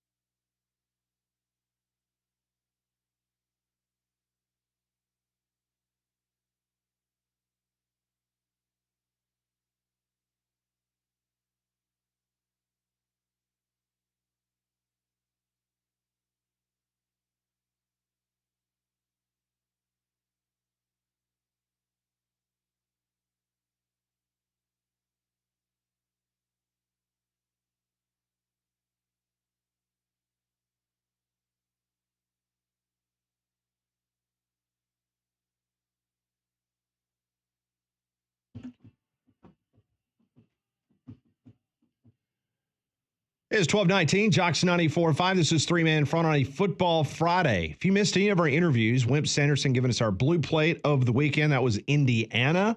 You had Barrett Sallee talking about that wonderful CFP webinar that he and I were a part of on Wednesday.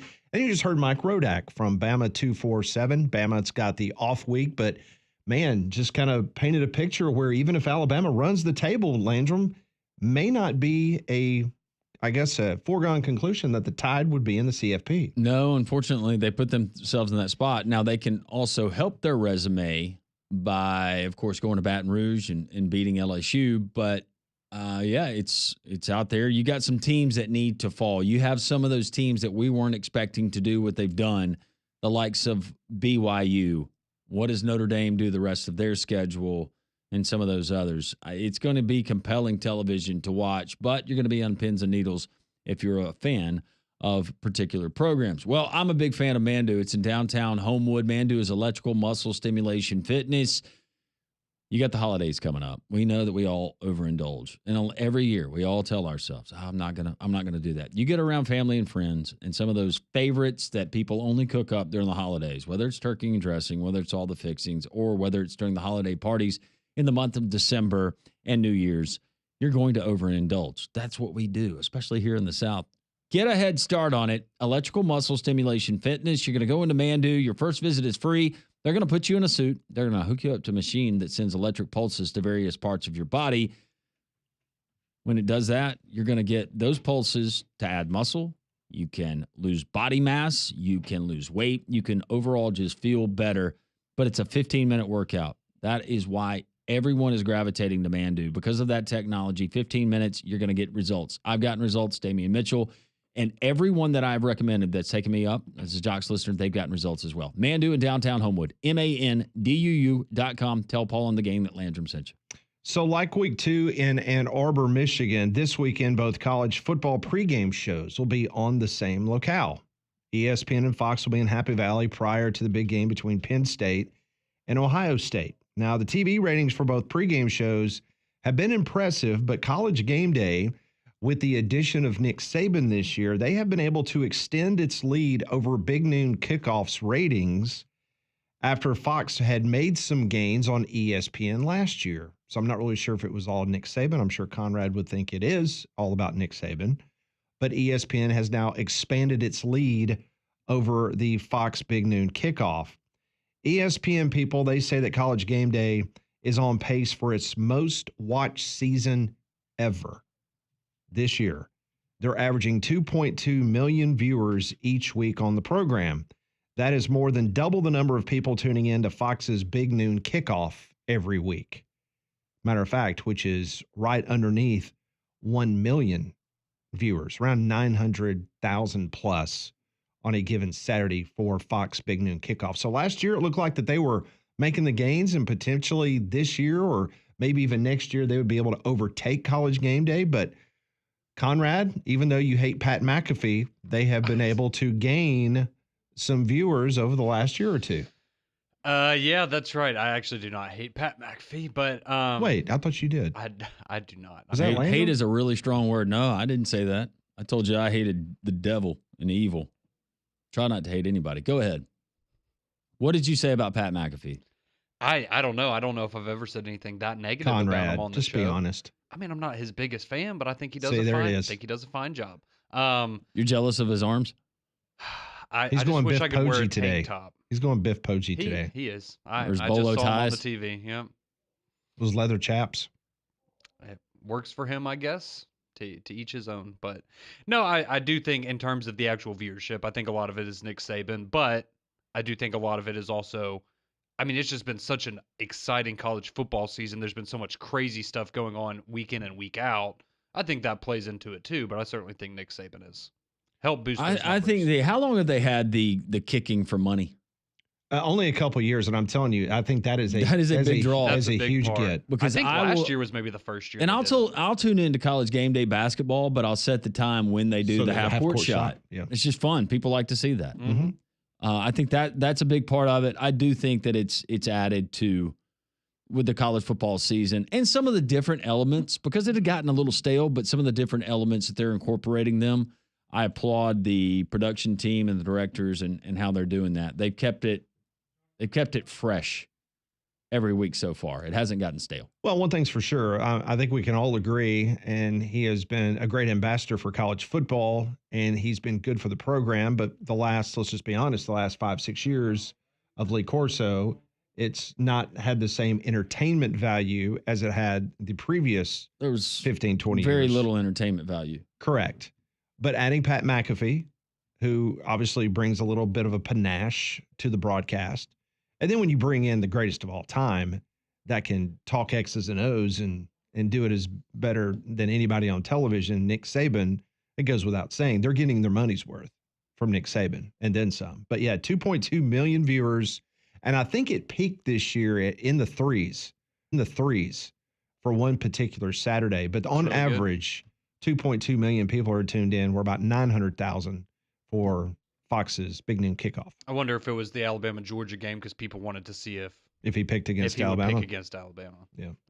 800-239-WJOX. Chris wants to give us a couple of his predictions for the college football weekend. Hey, Chris, how are you? So good, guys. How you doing? We're doing great. Thank you. Let's see. I ain't scared about predictions. I got a prediction and I got a bold pick. My prediction is my Kentucky pick Wildcats finally start to run the gauntlet and go 4-0 the final few weeks of their season. I got two upsets, with them being Texas and Kentucky. Okay. I'm sorry, Texas and Tennessee, and then I ain't scared of prediction. I say the Arkansas Razorbacks, the bacon bits themselves, but the dead the bacon and crematory and put the nail in the coffin of the Ole Miss Rebels this season. What do you guys think? We've got Better to Forget It actually coming up in 4 minutes, so I don't want to give away my pick there, but the Kentucky pick, that surprises me. I told you I was 10 toes down the whole season, did I not? I said late playoff push. Late playoff. I didn't say make the playoffs, but I did say late push. No, I'm just surprised that you still feel that way, but that's fine. One thing I am is more. It's 10 times more than I can say about David Mitchell over there. It's inconsistent. Now. Well, that's fair. Chris, we appreciate you listening, appreciate you chiming in, and call us on Monday, especially if that Kentucky hit. If you hit on Kentucky, there at night at Neyland Stadium. Woo, that would be something else. If you've watched them in their last two games, woo, you really must, you know something. I was about saying they could win the rest of their games. They're not making any kind of a playoff push, though. They're bad. No, we are making a push when it comes to bet it or forget it. Myself, Molly Robinson, Conrad is fading, and he is fading fast. He might just forget all 5 games. That way he's not going to lose like he did last week. Bet it or forget it next.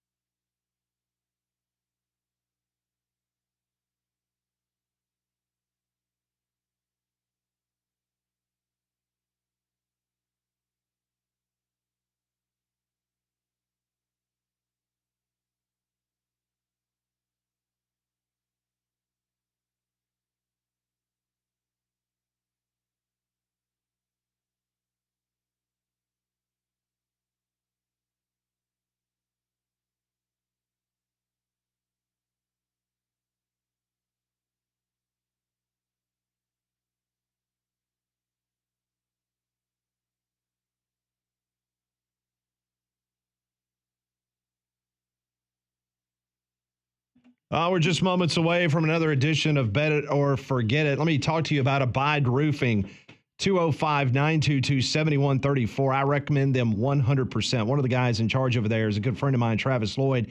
He put a new roof on my home a few years back, and he did an absolutely amazing job. Earlier this year, Travis gathered all these really talented guys and created Abide Roofing.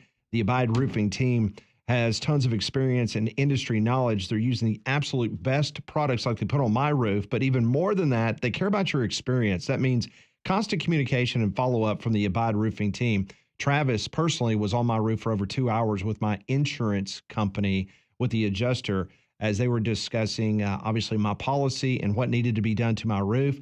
And because of Travis, I was able to get all that processed without a problem whatsoever. There's a lot of roofing companies out there, but there's only one Abide Roofing, and I recommend them for that reason. Licensed, bonded, insured, and just a true pro in the industry. Call them today and see what kind of shape your roof is in, whether it just needs a repair or a complete replacement. They'll take care of you. 205-922-7134, abideroof.com. All right, it is that time. The much anticipated Bet It or Forget It. The following is for entertainment purposes only. Listener discretion is advised. Three-man fronts. Bet it or forget it. All right, let's go to Happy Valley, Pennsylvania. Ohio State's a 3.5-point favorite. 46.5 is the point total against the Nittany Lions. Now, the under is 5-1 in the last 6 games between Penn State and Ohio State. Since 2016, Ohio State is 3-8 straight up and 2-9 against the spread in top 5 matchups. Ryan Day having a little issue there. Ohio State has hit the game total over in 3 of its last 4 games. Molly, let's start with you being the Big Ten graduate. That's right. You like Ohio State? You going to bet it? You going to forget it? Or take Penn State? Ugh, I hate this matchup because these are 2 teams that do not like to win in these big occasions. But 5-1, the under hitting in the last 6, you say? So does me. I like the under here. I don't know. I'm staying away from the line because we know Ryan Day is 2-6 against top 5 opponents. But James Franklin is 0-6 against Ohio State and Michigan combined since 2021. So it's a stoppable force versus a movable object. And again, I can't believe I'm saying this, but I love the under in Big Ten games. I like the under here as well. All right, Conrad, how about you? You going to bet it or forget it? I am going to bet it, and this is a game that, like Molly said, it's a little tricky because after what I saw Ohio State look like against Nebraska, that has me a little concerned about them. But Penn State, again, they're a little better offensively, but Drew Aller's banged up. They were uncertain if he'd be able to go in this game on Saturday. Now we know that he is going to go, but he's not 100%. So I got to ride with Ohio State. I think Ohio State's still the better team. I wish it was 2.5 instead of 3.5, so you could get the field goal, but I think ultimately the more talented team wins. Give me Ohio State. Only lost to Penn State once in the last 13 years. All right, Landrum. Did you know these 2 teams have never faced off on November 2nd? Oh. Means absolutely nothing. 48 degrees at kicked, 7-mile-per-hour wind. By the time that the game ends, it's going to be 55 degrees. I'm with Molly. I like the under in this game. Best part about Penn State is their defense. Their offense isn't anything flashy, but if you've seen Ohio State, they're not some Ohio State offenses we've seen in the past. I like the under. I really like the under in this one. All right, next game. Let's stay in the Big Ten. Oregon is a 15.5-point favorite on the road at Michigan. 45.5, that is the point total. The total went under in 8 of Oregon's last 10 games as the favorite. Now, as a road favorite, Dan Lanning is undefeated straight up in his career with Oregon, going 11-0 straight up and 9-2 against the spread. This will be Michigan's 7th home game of the season, and it's the 3rd time that they're a home underdog. Let's start with you, Conrad. You going to bet it or forget it? I am going to bet it, and early on in the season, I was a little bit skeptical about Oregon. They looked like a team that had a lot of talent, but it didn't mesh very well. They now look like the team we thought they would be coming into the year. Michigan, their offense is just, they can run the football well sometimes, but their passing game is awful. They're now having to go back to their third quarterback of the season who started the first game of the year for them, and they've now had to do musical chairs at quarterback. They're back to where they started. I like Oregon. The under was very tempting for me, but again, Oregon's just been so hot lately. I like Oregon to win big. Give me them, the Ducks and the points. All right, Landrum, how about you? Likewise, I was kind of leaning under here, but I don't know. And you look at Oregon when they have had to travel in Big Ten play, albeit it was to West Lafayette and take on a terrible Purdue team. They shut that team out. Michigan is hapless on the offensive side of the ball. I'm going to go ahead and roll with the Ducks minus the 15.5. All right, Molly. Quack. You going to play it or forget it? I'm going to play it, and I was tempted to pick Oregon, but I am actually going to pick the under here. I think with it being in the Big House, I see a theme developing here with Molly. I love the under. I do think that Michigan's defense will be able to somewhat keep them in this game. But again, that 15.5, I do not like that number. So I feel like the under is the safer bet here. All right, game number 3. The Ole Miss Rebels heading to Fayetteville. Rebels are a 6.5-point favorite. The point total is 53.5. Ole Miss is 1-7 when betting the over this year. Rebels are 1-10 against the spread versus Arkansas since 2013, including 8-12 straight up and 4-16 against the spread over the last 20 years against the Hogs. Arkansas, meanwhile, they're 6-2 against the spread this season. So let's start with you, Landrum. You going to bet it or forget it? I'm going to bet it. I like Arkansas at home. I like what I saw from Arkansas's offense last week, and I think that Bobby Petrino, he's got it dialed up. They're going to be ready for Ole Miss. I was a little bit underwhelmed with Ole Miss, and I realized what they were able to do late in that game versus Oklahoma, but against that Oklahoma offense, just the Ole Miss D. And sometimes Jackson Dart doesn't show up, especially on the road. Give me Arkansas at home. Give them the points. Molly, you going to bet it or forget it? I'm definitely going to bet it, and I'm definitely going to pick Arkansas. Landrum, quit looking at my notes. I don't look at your notes. I don't know. I haven't been as impressed with Ole Miss as of late, and I really like Arkansas's defense going into this one. Plus, Arkansas, they are 6-2 against the spread this year, and I like that trend to continue this weekend. Give me the Razorbacks. I was going to make it a 3 for 3, but I changed my mind a couple of hours ago. I like Arkansas in this spot, but I also really liked them a couple weeks ago against LSU, and they let me down big time in that one. But Ole Miss has struggled offensively in SEC play. As we've seen, this Arkansas defense, when they held Tennessee to 14 points, they are good enough on defense to keep this one close. They've also won 4 of the last 5 in Fayetteville. So as much as I want to pick Arkansas, I am instead going to take the under of 53.5. Sissy.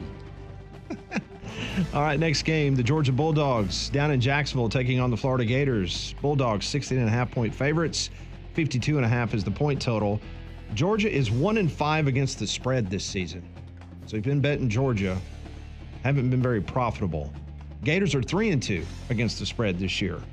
The total went over in 11 of Florida's last 15 games. Under Kirby Smart, Georgia is 20-3 straight up and 15-8 against the spread on any extended rest for his football team. Let's start with you, Molly. You going to bet it or forget it? This is a tough one for me. I'm going to bet it, and do not let me down. I'm going to pick Georgia in this one. I was so tempted to pick Florida, but Georgia has covered in 2 of their last 3 against Florida, and I don't know. I expect Beck to kind of bounce back after a bye week and a 3-interception performance against Texas. So I like the Dogs. Conrad, bet it or forget it? I am going to bet this one. The point spreads on both sides a little tricky. I wasn't loving either one of those just because, as you said, Georgia has struggled at times to have these dominant wins, and while I do think they're going to win the football game, the point spread was just a little too much for me. So instead, I am actually going to take the over of 52.5. 3 of the last 4 times these teams have played, the over would have hit. They've scored over 60 the last 2 years that they've played. So I like the over in this one, and I do like Georgia to win. Sorry, it's verklempt. In the words of Corey Smith, who wrote Every Dog, a long ride back from Jacksonville, 500 miles from a game that we should have won. Man, we ought to burn down that stadium. It was not a good day after he wrote that song, and the Georgia Bulldogs, they fell. 16.5, that's a lot of points. Florida also coming off a bye week. The last time they hit the field, they won by 28 impressively at home to Kentucky. I like Florida to keep this one close. Give me the Gators. Chomp, chomp, plus the 16.5. All right. Our final game of this week's Bet It or Forget It. Let's go to the Plains of Auburn, as the Auburn Tigers are now a 7.5-point favorite against Vandy. The point total is 48.5. Now, Vanderbilt, they have covered the spread in 7 of their last 11 games. Auburn, meanwhile, they're 1-8 straight up in a one-score game since the 2023 season. That is the second worst among power conference teams. Auburn is 5-3 when betting the under. So let's start with Landrum. You gonna bet it or forget it? I'm gonna bet it. And 7.5 points. That is just ridiculous on paper. I would say shame on you. If I took Auburn minus 7.5, plus I told all of you I would fade Auburn for the rest of the season, give me Vandy plus the 7.5. All right, Molly, you gonna bet it or forget it? I'm going to bet it, and I also like Vandy in the points here. I think they've been the better team throughout this entire season. I mean, they've scored at least 20 points in every game. I mean, they've competed against defenses tougher than Auburn, so I don't want to go as far to say they'll win outright. I think whoever does win, it will be like a 3-point win maybe, so that's why I like Vanderbilt to cover. Conrad. Yeah, this is one where the line came out on Saturday or on Sunday, and it just already kind of raised some question marks in my head. As I said earlier, I like what I saw from Auburn last week. If they are able to replicate that again, then we will have a different discussion moving forward. But Vanderbilt, I think, has been a better team through and through this year. They have the better quarterback. They have the, advantage of Diego Pavia and Jerry Kill having a 2-0 streak going against Hugh Freeze right now. I think that plays into it a little bit mentally. And Jordan-Hare just hasn't been the house of horrors for visiting teams over the last year and a half that we're used to seeing. So give me Vanderbilt to cover the spread, and I also like the Commodores to win outright. Oh, okay. Little added bonus there for Conrad. Conrad. Extra emphasis there. Wow. I like to have skin in the game, unlike Landrum. I felt like you were living a house of horrors until the 4th and 31 Gravedigger last year. I was? By the way, I did not mention that, the defense coordinator is for Florida, right? Ron Roberts. Mm-hmm. Remember him and that game Auburn, plan? yeah. Well, Brock Bowers is not playing for this Georgia team. It's a good point. Very good. That is this week's Bet It or Forget It.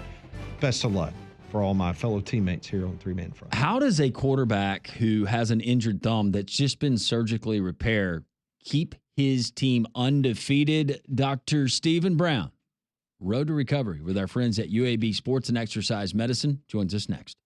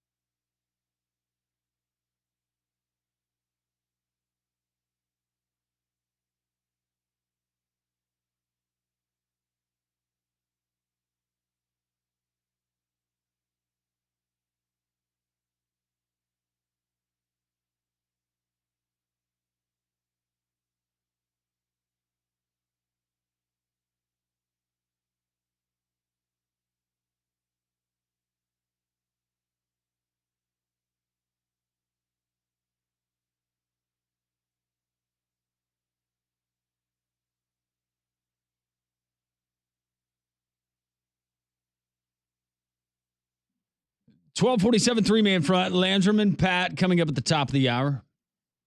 Kyle Parmley breaking down the high school slate for tonight. We've been talking a lot about college football. Just had Better to Forget It. Also, Mike Rodak covering Alabama. We had Barrett Sallee talking college football. Wimp Sanderson with his blue plate. All of that is found at jocksfm.com, the three-man front podcast. We do it every single Friday. Our friends at UAB Sports and Exercise Medicine. This is the road to recovery.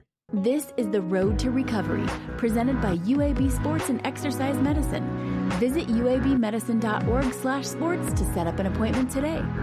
And Dr. Stephen Brown of UAB Sports and Exercise Medicine, very talented doctor, knows a lot about college football as well, joining us here on Three Man Front and joining us on the Buyers Ride Hotline. Dr. Brown, how are you today?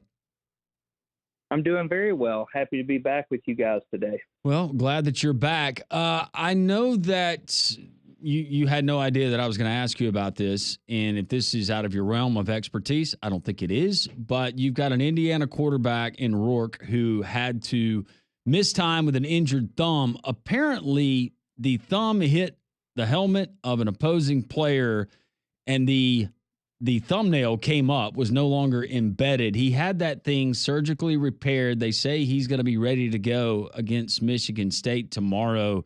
Take us through that, and how can a guy come back that quickly from that type of injury, especially to the thumb? Yeah, no, that's a great question. When he initially injured it and they gave the injury designation as out indefinitely, I know most college football fans, although most usually don't pay attention to the Indiana Hoosiers, but Curt Cignetti's done a great job this season really turning them around. Really, you start to wonder what's going on with the thumb. Is it a broken bone? Is it a torn ligament? What could it be? And when you hear indefinitely, you start to think, oh, this is something serious that could keep them out. It really does sound like it was best case scenario, that it was likely a superficial injury that they were able to repair. With what you just described, you start to think, is there an injury to the nail bed, which is the skin underneath the nail? And if so, it's repairing that, making sure that there's no fractures. Nice thing is you can splint it during the week. And as you all know, following athletics as much as you do, the amount of rehab and time that they're able to spend on their bodies with their athletic trainers and playing in the Big Ten, all the resources that Indiana has, I'm sure that he's gotten weeks to months of rehab in just a few days and been able to get that range of motion back and strength back. So I would anticipate that he'll be a full go, and Coach Cignetti has said as much. In regards to last night's NFL game, so Devontae Adams, it was a situation where he was tackled. They immediately took him off the field for concussion protocol.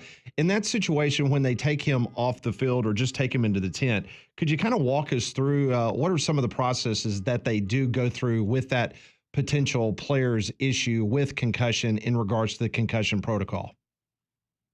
Yeah. Dr. Javier Cardenas actually runs the concussion program for the NFL and actually works with us in the work that we do with the Birmingham Stallions here locally. So we have a very similar concussion protocol as the NFL does in the UFL.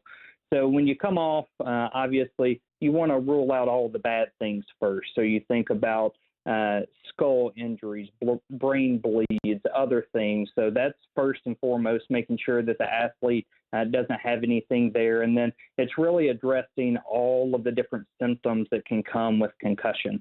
I know a few of my partners over the course of our series with you guys have talked about the way that concussions can present are all different.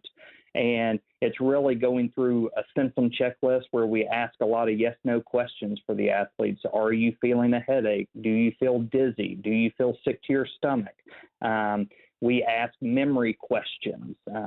We ask memorization questions. So we give them random words that they have to repeat back to us and then remember them 5 minutes later. It's really quite an interesting test. So when we have athletes that come into the clinic, especially our like Birmingham City School athletes that we are proud to take care of, the parents will be there and we'll be asking these questions, and the parents are over there sweating because they're trying to do it in their head, and it's quite difficult. So you do that assessment. We do a neurological exam where we're looking at the eyes and the pupils and do they react normally.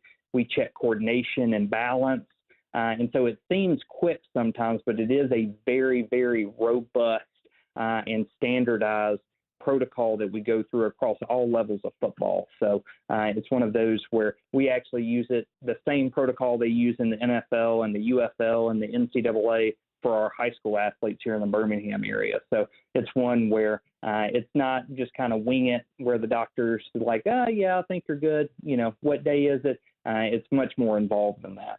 Dr. Brown, me and Pat, we talked about it. I can remember when I would see like a pitcher's not going to make a start, or he's going to miss a few days, or this guy's out because of back spasms. I used to say that guy's a sissy until I started having back spasms, and I realized how debilitating those can be. What are some other common injuries of college football players where us as fans, we can look and we can say, really, he's not going to go today, but they're just those nagging, aggravating injuries that can hurt a lot more than on the surface or what the injury actually entails? Yeah. I was actually having a conversation with some of my partners that take care of other colleges here in the state of Alabama about just a rash of hamstring injuries that we've seen all throughout sport. And, you know, if you're like me, get out in the yard with my 3 kids and try to relive my glory days, you feel that pull in the back of the leg, right? We've all experienced that. It's one where, you know, I can shake it off, right? But I'm not being asked to run 22 miles an hour on a out pattern and try to get 2 feet down to get a catch completed. So it's one where just the stress that these athletes put on their bodies is really unlike anything that people can truly imagine. Landrum, you get to see it, you know, every Saturday on the sideline, just how fast and how strong and how powerful these athletes are.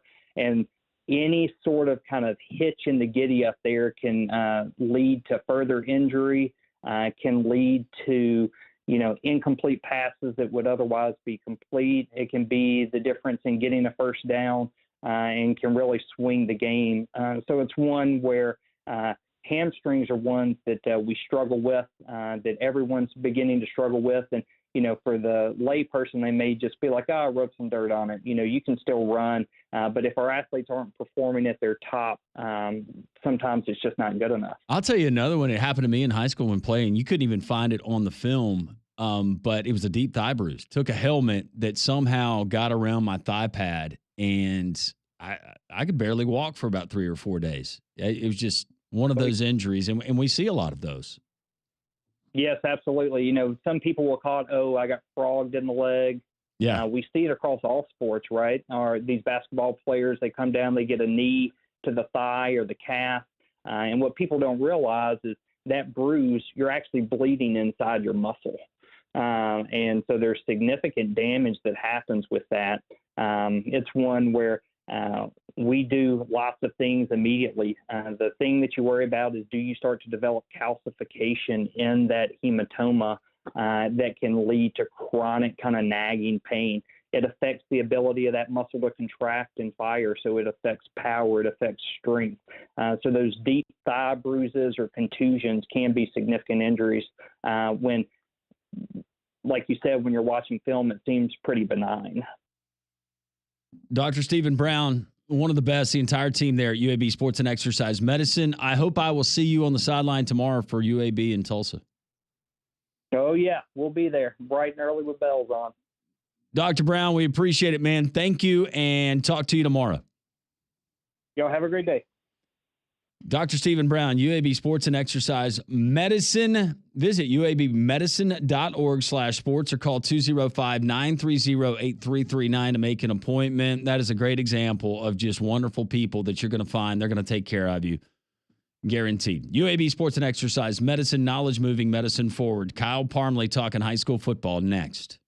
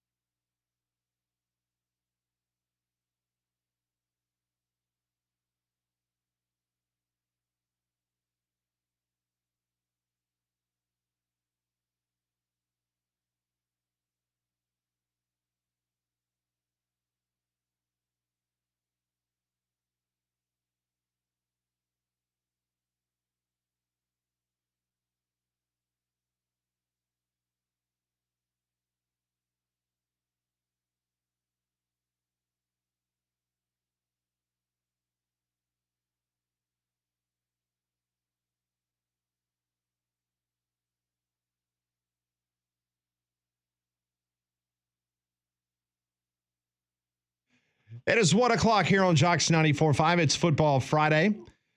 Kyle Parbley from Starnes Media covers high school football. He will join us next as the final regular season Friday night. Man, this season has just flown by. That will be conducted tonight.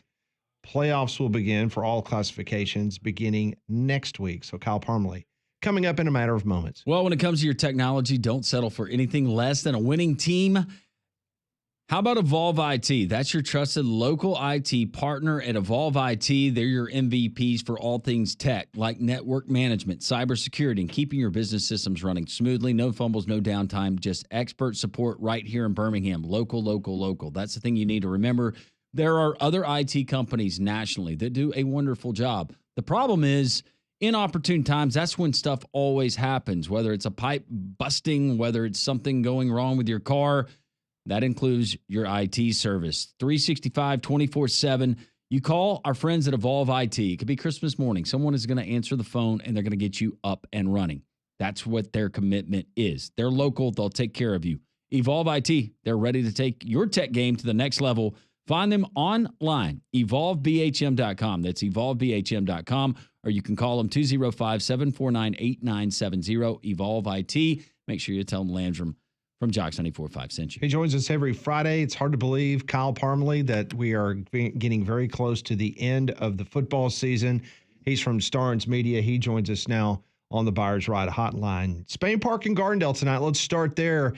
Spain Park trying to finish off a perfect season. Meanwhile, Gardendale trying to find a way to get into the playoffs. This is a big one for them. Yeah, good to be on with you guys again. You're right.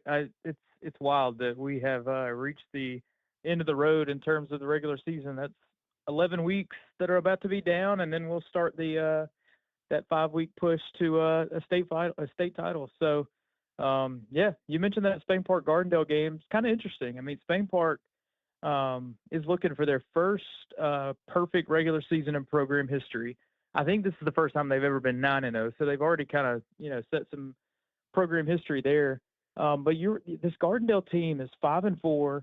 And they're like the last two spots of that region are still up for grabs. Like there's a 3-way tie and 2 of them between Gardendale, Minor, and Mortimer Jordan. 2 of them will make it. I'm not 100% sure if you've ever looked at the tiebreak scenarios in the Alabama High School Athletic Association book, it can get pretty confusing pretty quickly. So I'm going to let them hash it out on the field tonight and then circle back and we'll see where the dust settles. I think Gardendale is in good shape just by looking at it. But, yeah, this is definitely a Rockets team that they got a lot to play for. If they win tonight, they're almost assuredly in. So this Spain Park team is going to have to earn it on the road if they want to go to 10-0. What are we going to have to figure out as far as the first-round opponent in the playoffs out of Region 1 there from the Mobile area? What is that looking like? If you don't have it in front of me, I'm not faulting you, Kyle, but – McGill Tulane, they got the win over Spanish Fort. Are we just waiting to see who finishes 3rd and 4th between McGill Tulane and maybe another school? Yeah, so Region 1 has 9 teams in it, which 9 teams in a region makes everything just so extra confusing because that region is still playing. They have matchups this week. So that's the region that crosses with Spain Park, and the number 4 seed out of that region is going to come up north and play Spain Park next week. It looks like it's going to be McGill Tulane. I mean, McGill Tulane is they're sitting at 4th in that region right now, and then they're playing a Baldwin County team that's only won 1 game this year, and that win was against a team that has no wins this year. So I'm thinking it's going to be McGill Tulane. That would leave teams like Theodore and Gulf Shores on the outside looking in terms of playoffs from that region. Region 1 looks pretty good. I mean, McGill is going to get that 4 seed and probably and come up here to play Spain Park, which, I'd set the Jags as pretty heavy favorites in that one. But, yeah, it's not completely determined, but it looks like McGill Tulane is going to be the team that Spain Park gets. So Briarwood and McAdory, I know that's going to be the game that you will be attending tonight. Now, Briarwood's 4-5. McAdory is 6-2. Now, Briarwood's season is over. Now, McAdory, I think they're playing with Tumpka in the first round of the playoffs coming up in next week. Just talk a little bit about this Briarwood season because it has been a roller coaster ride there for the Lions. Roller coaster ride is right. I mean, from 0-5 to potentially 5-5 would be, one of the great stories that you would look back on when it comes to the high school football season in the Birmingham area.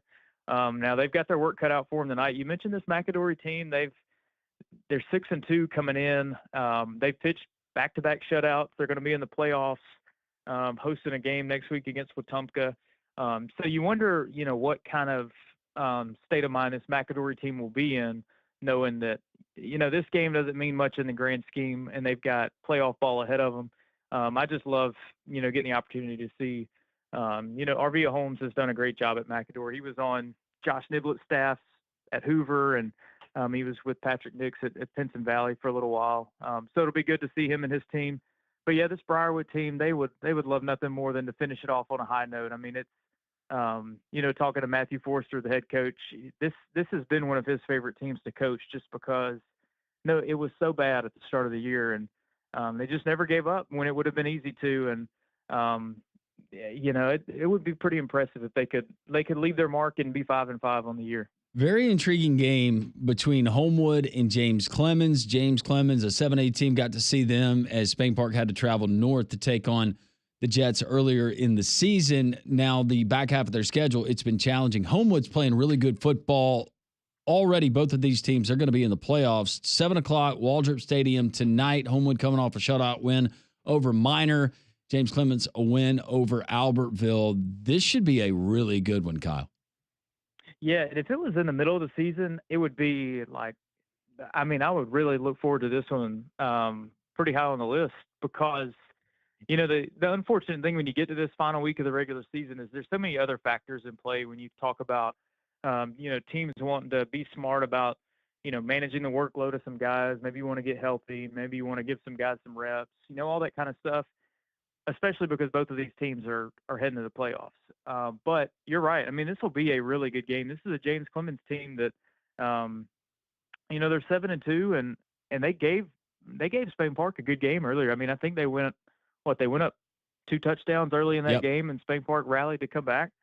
So this is a good group. And Homewood, I still can't get over how impressive their performance was last week in a game that the Patriots had to have in order to get that number 2 seed in the region, and they go to Minor on a Thursday night with their backup quarterback and put up 41 points in the first half. It's just, man, that was one of the biggest statements of the year that Homewood made and in that moment. So we'll see. I'm not sure that starting quarterback Will Myers will play tonight. I know they really wanted to get him rested up and healthy for the playoff run. So Caleb Carson may be getting the nod again tonight, and he's made the most of his opportunities so far. And getting one against the 7A team like James Clemens will be interesting to see. I'm reading your write-up. Wow, so James Clemens, they're going to host Central Phoenix City in the first round? How far do you think that drive is for Central? That's a long drive, but good grief. James Clemens, that's just that's rough. Look, I think I told you guys last week, I think this playoff in Class 7A is going to be dominated by Region 2 and Region 3. I'm not trying to be disparaging, but that is a really crappy draw. Yeah, you think, hey, let's get a top 2 seed, we'll get a home game, get a good draw, and the Central Phoenix City Red Devils come to you. Yeah, a down year for Central Phoenix City, and they're 7-2, but I'm sure they're not chopped liver. Oh, well, this Central team, once they get quarterback Andrew Alford back and healthy, I mean, they've got as good a shot as anybody to win state championship. All right. So speaking of the different situations, so you got Vestavia tonight. They're playing Clay Chauble. Both teams are on their way to the playoffs. I know Vestavia, they've been banged up the last couple weeks, and they have played just one of the toughest schedules I have seen in recent memory for a 7A team. I mean, before they even got into league play, I mean, it was top notch. And then now, oh, by the way, you're wrapping up the season against Clay Chauble. That's 8-1. I mean, that's tough. What can you tell us? Because I know you're heading south, just like me and Molly are, next Friday as Region 3 teams. If you're a 3 or 4 seed, Hewitt's a 3, Vestavia's a 4. We're going down there. Vestavia will be taking on Mary Montgomery, and Hewitt will be taking on Baker. What can you tell me? Can you cut down on my film time this next week? What can you tell me about Baker and Mary Montgomery? Yeah. So you mentioned it. Like Vestavia's got Clay Chalville tonight, and it's kind of similar to Homewood James Clemens. Like if this matchup was in the middle of the year, like, oh man, this would be such an anticipated matchup. But Vestavia Hills is coming off getting, pretty much dominated in the trenches by Hoover last week. And they need to heal up a little bit. They had a couple, one of their top defensive players was out last week, and they're hoping to get him back maybe tonight. So they're still trying to get healthy. That schedule has certainly taken its toll on them. But yeah, no. So what you're going to get, this Mary Montgomery program, like the school was not, the football program at Mary Montgomery has never been good until a couple years ago. Like if you go back and look at their like program history, like they've literally never been good until 2 years ago. And so Zach Golson has done an unbelievable job there. They win that region again. And then you get I don't even know. It's kind of similar to James Clemens. Like, congratulations, you get Vestavia Hills to come visit you in the first round of the playoffs. Like the Rebels, are by no means out of the running in that game. That shapes up to be one of the most competitive games of the first round, right along with that Hewitt-Trussville Baker game. And I don't like, who wants to see who less? Like, if for those that don't know, Baker is coached by Juan Johnson, who spent nearly a decade with Josh Floyd at Hewitt-Trussville. So which team wants this less? Like which team benefits more from knowing the ins and outs of the program? Like I don't know, Pat. Like, what do you think? Well, me and Coach Floyd, we talked about it a good bit. Juan is just a first-class individual. You've been around Juan for a long time, and we were just so happy to see him get an opportunity to obviously run his own program. And then Asha goes and flips the script with the playoffs. Instead of us playing up against the North, we're going to the South, and of course, we get Baker in the first round. So we'll get to see Juan. And of course, our coaching staff, all very close friends with Juan, and he's done an incredible job this year. So yeah, I don't know who it benefits more. Is it, the fact that, you got a Hewitt defense that has played against that system their entirety from middle school to currently, or is it potentially the kids that have become accustomed to it the last 3 months with Baker? So, it's you can make a case on both sides, who would have a better shot. Hewitt's they've got the bye week. Baker wrapped up their regular season last night with a win. So both teams 8-2. And you mentioned that Hewitt defense, Gary Lloyd, who does the Under the Lights podcast with me, he's mentioned all year this Hewitt-Trussville defense. And I get it. Like, you get some of these, your numbers are benefited when you play inferior competition at times. Like, I get it. Like, sometimes you pitch shutouts and they really benefit your numbers. But the top two teams that Hewitt's faced this year, they held Hoover to 1 touchdown and they held Thompson to 15 points. Like, this Hewitt-Trussville defense they've been the real deal all year. That 16 points in a blowout win is their biggest output. Is that right? That is correct. They average defense. Right. Yeah. Defensively, they're like plus 13 on the turnover margin, and they find themselves giving up right under 9 points per game.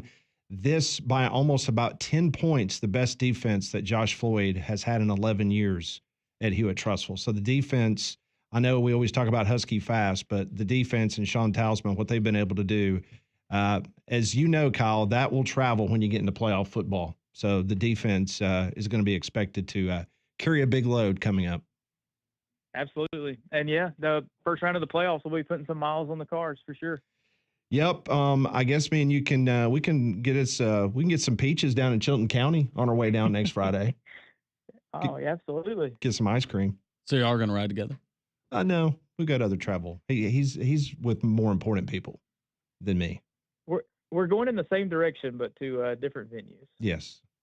He's a little bit farther north of Mobile. I'm more closer to the Mississippi state line. Okay. Go over to Biloxi for a few minutes and then head to the high school game.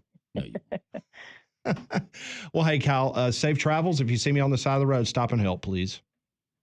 I'll be sure to do that. Yeah, we'll have a good finale to the regular season tonight, and then, man, our playoff brackets will be completely set this time next week, and we'll have plenty to talk about. Real quick, how did Chelsea lose to Ben Russell 34-0 last week? What's going on? Chelsea's Chelsea's schedule really hit the last 3 weeks. Yeah. But yeah, you're right. Chelsea's a better football team than that. They get to wrap up the regular season tonight at Oak Mountain. A good little county rivalry. This will be Oak Mountain's last game. Chelsea's still kind of they're trying to lick their wounds and get back feeling good about themselves. Good thing for the Hornets. They're in the playoffs, all that. But yeah, that 6-0 start seems like a month ago because the last 3 weeks have not been kind to them. Bad news is, and they do punch their ticket to the playoffs, but I see they got to take on Saraland down there. So yeah, I wasn't going to mention that. That's it's tough. I don't feel like that's going to be a whole lot of fun. Good news them, though, Coach Cassidy, is Ryan Williams. Even though he's 17, he's playing for Alabama now. So there you go. You're right. Well, Kyle, appreciate it. Safe travels tonight. We appreciate all that you do, and we will talk to you next week as round 1 of the playoffs get ramped up. Thanks, guys. See you soon. Kyle Parmley, Starnes Media, joining us here on 3-Man Front. All of our guests join us on the Buyers Right hotline for all of your insurance, financial, and HR needs. It's Buyers Right Insurance, a Higginbotham partner. Well, at the Pants Store, they are your one-stop shop for all things game day. They have a huge selection of game day clothing, shoes, and accessories. From rompers and sets to boots and clear bags, they will have you covered for every single team. And don't forget that you can get a game day outfit for your husband or for your boyfriend as well. The Pants Store, they have a game day outfit for the entire family. So shop online at pantsstore.com or in one of their 6 locations in Alabama. Coming up next on 3-Man Front, conference realignment. It never ends. Somebody is joining a new conference. We'll tell you who it is next on 3-Man Front.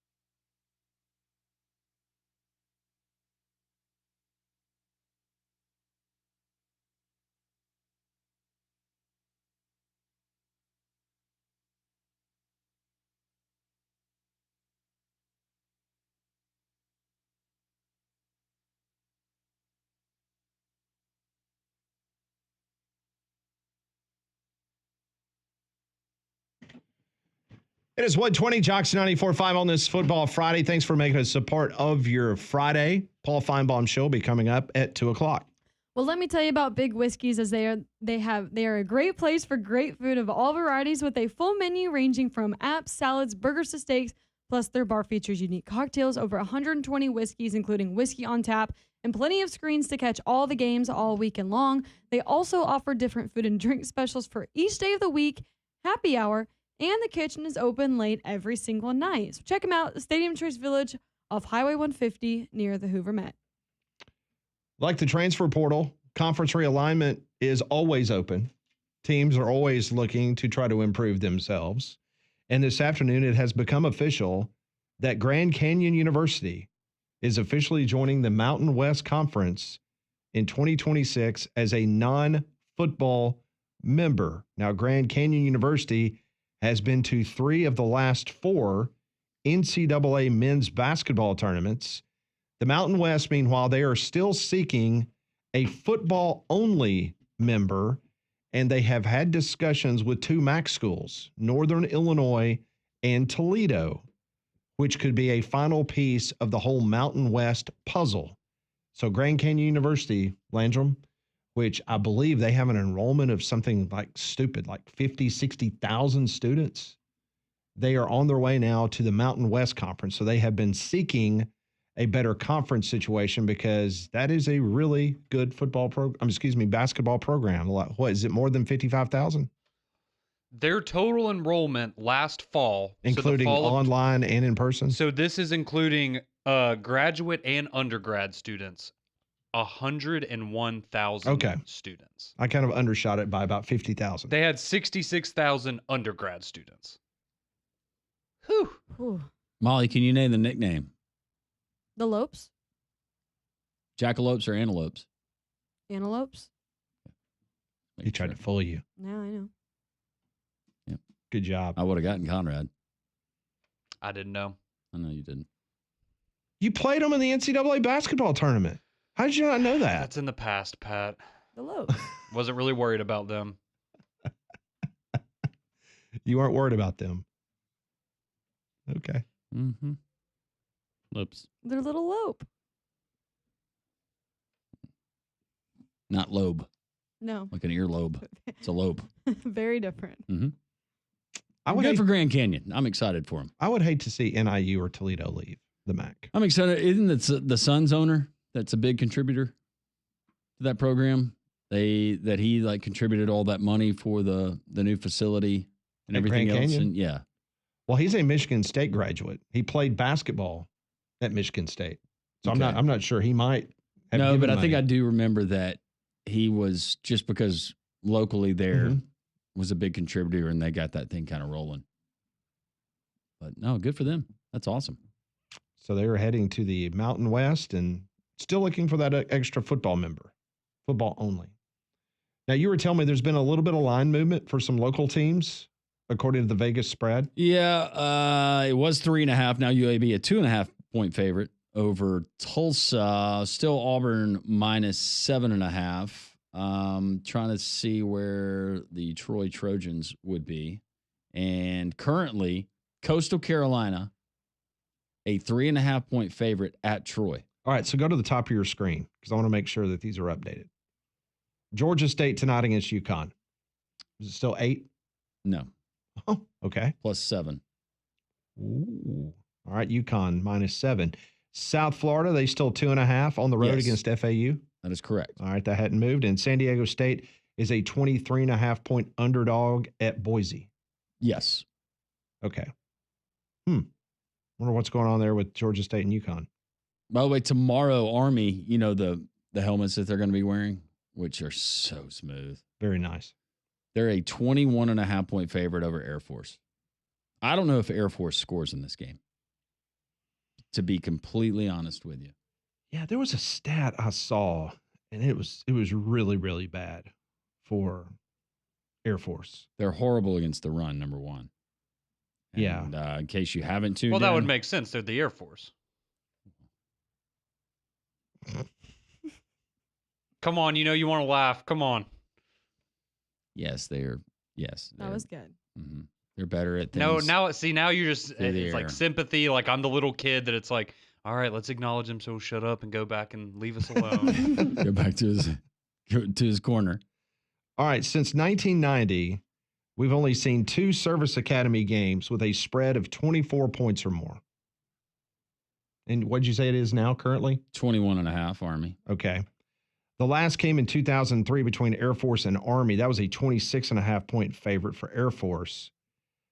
Unders in these matchups have seen historical cash cow for bettors, going 50, 11, and 3 since 2003, taking the under in these games.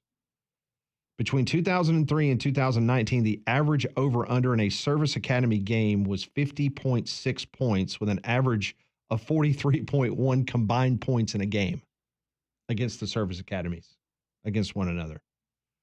There were just 2 games with a total listed below 40 of 51 total games. Since 2020, the average over-under has dropped to 36 points per game for Service Academies. That is amazing. The over-under in this game, talking about the Army Air Force game, opened at 40.5. Where is it at now? Can you find that quickly? That was the what game? I'm sorry. Army Air Force. Army Air Force. It opened at 40.5. Okay, it's 41.5 right now. 41.5. Yeah. The first Service Academy total of 40 or higher since 2022 is this game. And just the second in the 4 calendar years. Unders are 17-2 over the last decade when it's total of 40 or more in a Service Academy game. Yeah. I like Army in this one. So pound the under. Do you want free pick right do you there. want me to give you my stab me in the eyeball game of the day? Wait, now when you say stab me in the eyeball, does that mean it's going to be so daggum painful for you to watch? It's just going to be painful. Northwestern and Purdue.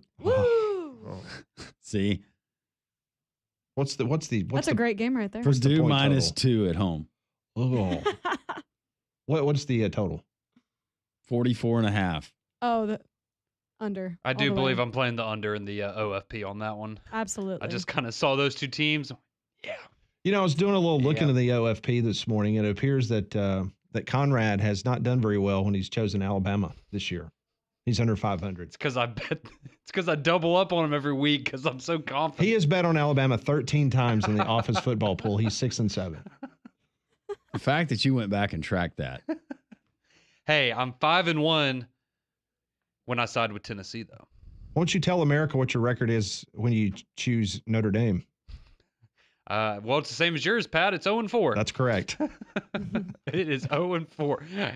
Meanwhile, Molly, tell Landrum your top 3 betting teams in the OFP. My top 3, number 1, the Detroit Lions, number 2, the Tennessee Titans, and number 3, the Nebraska Cornhuskers. My 3 teams. See, Molly should be proud. Nebraska was my 3rd best team. If only they played multiple games a week, Molly, you'd be doing a lot better. I'd be doing great. Yeah. When we come back, we'll wrap up the week with a little Pat Ponders brought to you by Courtesy GMC. This is a Football Friday on Jocks 94.5.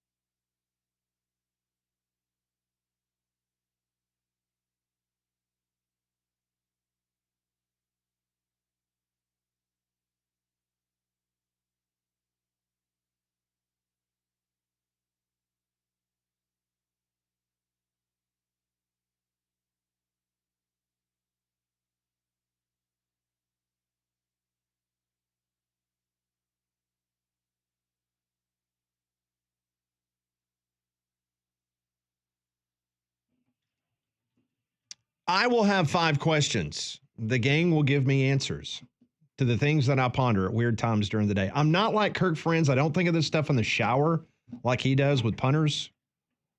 But I'll be eating dinner, I'll be watching TV, and something will strike me as odd or funny, and I got to write that down. Got to remember that. We'll get into that next with Pat Ponders. Well, Veterans Day is right around the corner, and all throughout the month of November at Twin Peaks and Hoover, you can support your veterans because they're celebrating those who have made the ultimate sacrifice by giving back to Tunnel to Towers. Tunnel to Towers is a foundation that helps America's heroes by providing homes to first responder families. Get to Twin Peaks and Hoover all throughout the month of November and donate $5 to Tunnel to Towers and receive $5 back to spend on yourself at Twin Peaks in the month of December. Go visit Twin Peaks and Hoover for more information and order a 29-degree man-sized draft while you're there as well. They are quite wonderful at Twin Peaks there in Hoover. Pat Ponder is brought to you by Courtesy GMC, and Trustful is now.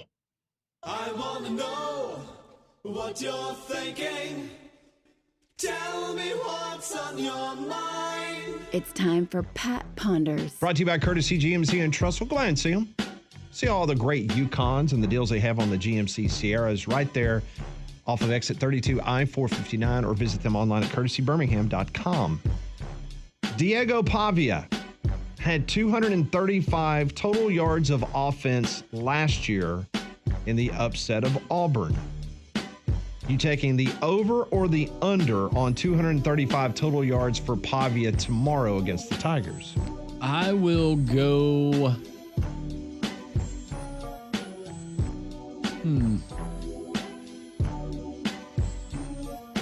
I'll go under that number. I think it'll be under 2.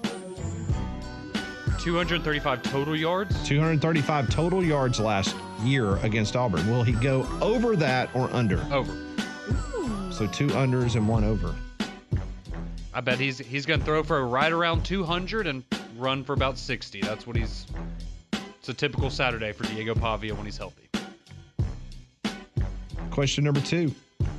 If Florida upsets Georgia, should Gators AD Scott Strickland tell the world in a press conference that Billy Napier is back as the coach for next season?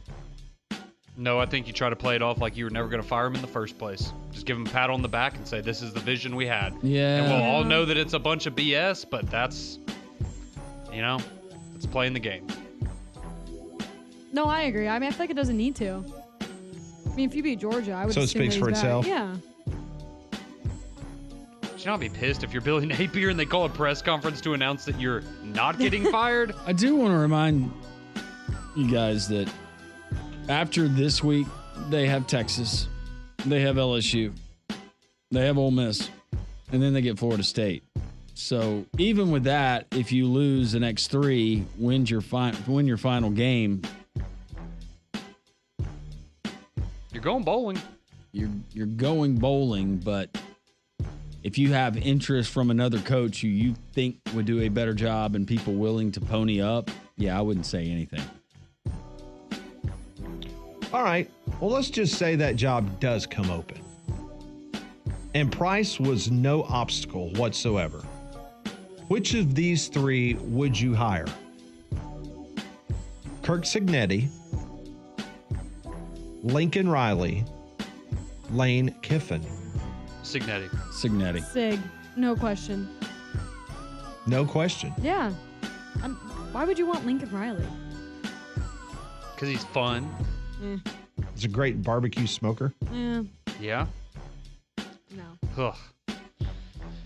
Yeah, I mean, I think if out of those 3, I think it would come down to Cignetti and Lane Kiffin, and I think Cignetti,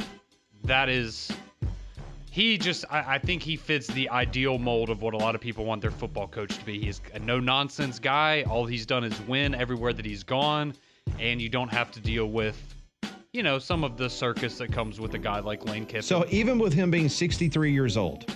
Yes, because if you're telling me you can have a very, very, very good head coach for the next 8 years over, it could be really good with Lane Kiffin, or it could be, about where it is right now for the next 12 years. I'm going to take the very good coach. For He 7 is or 8 60-9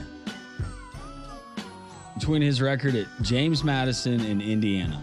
Yeah. And what was Kalen DeBoer's record? He's like 110 and 12 or No, something but like I'm not. that. I'm not counting Sioux Falls and that level. I'm counting actual Division I football. So Fresno State, what was he? He was 9-3 and 3-3. So that would put him at 12-6 prior to Washington. Yeah, I'm trying to find out exactly what he was, but